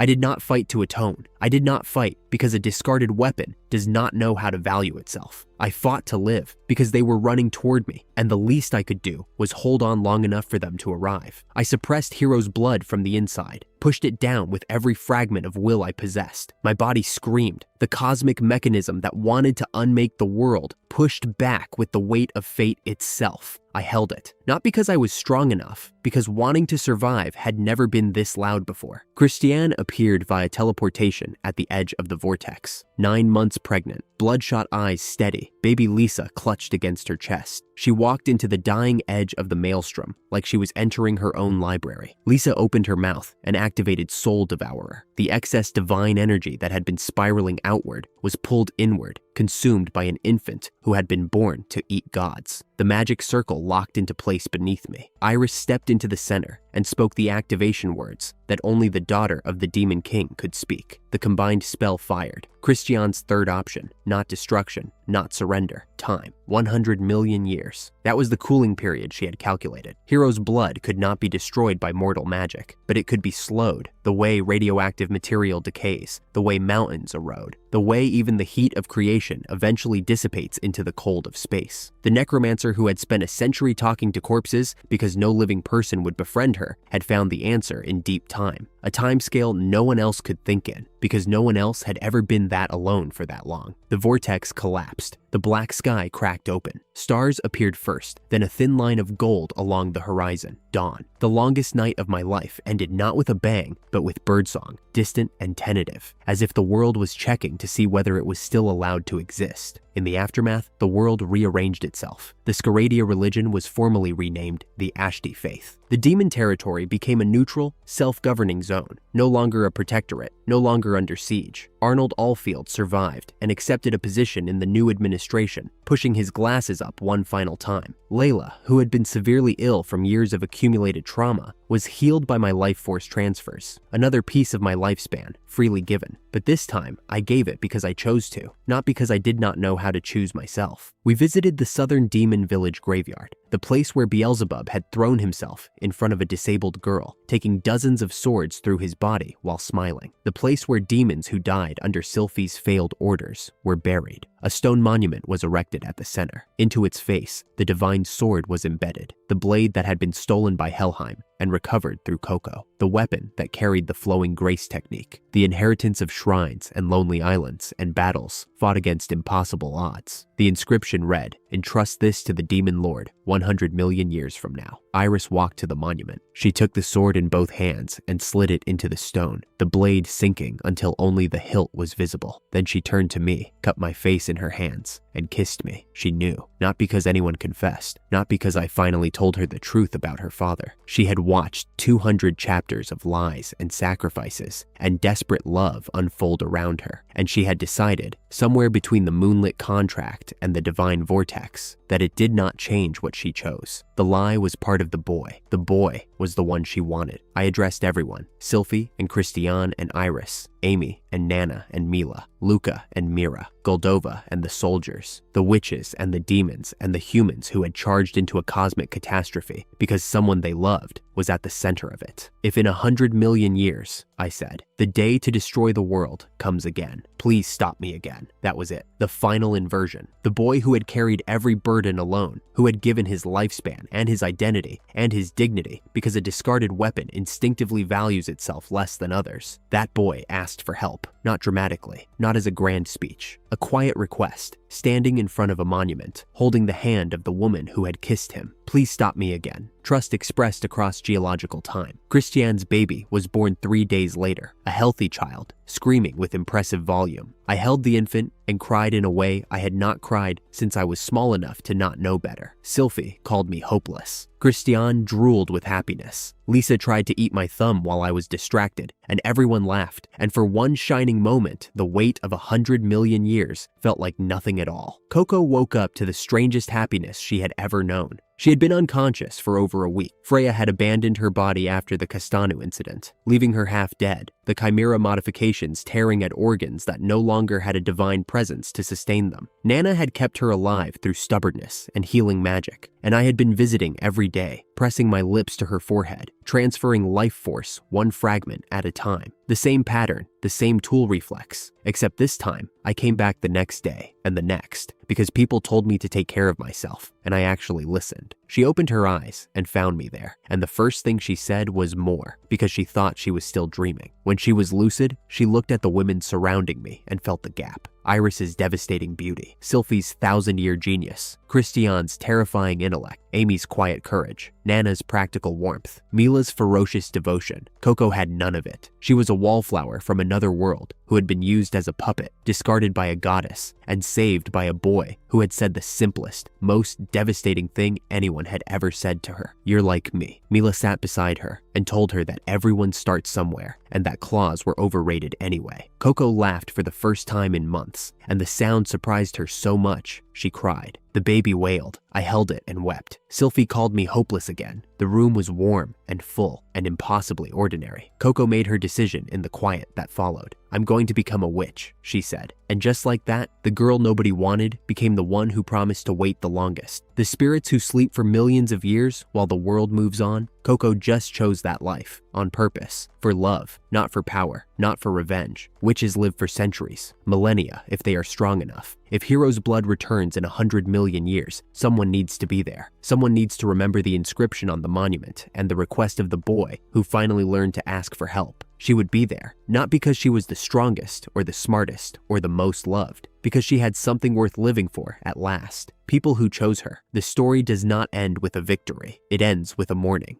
Dawn light through a window. A newborn's cry. A girl choosing to live long enough to keep a promise that stretches beyond imagination. 100 million years is not a solution. It is an act of faith. And faith, I have learned, is the only thing that outlasts everything.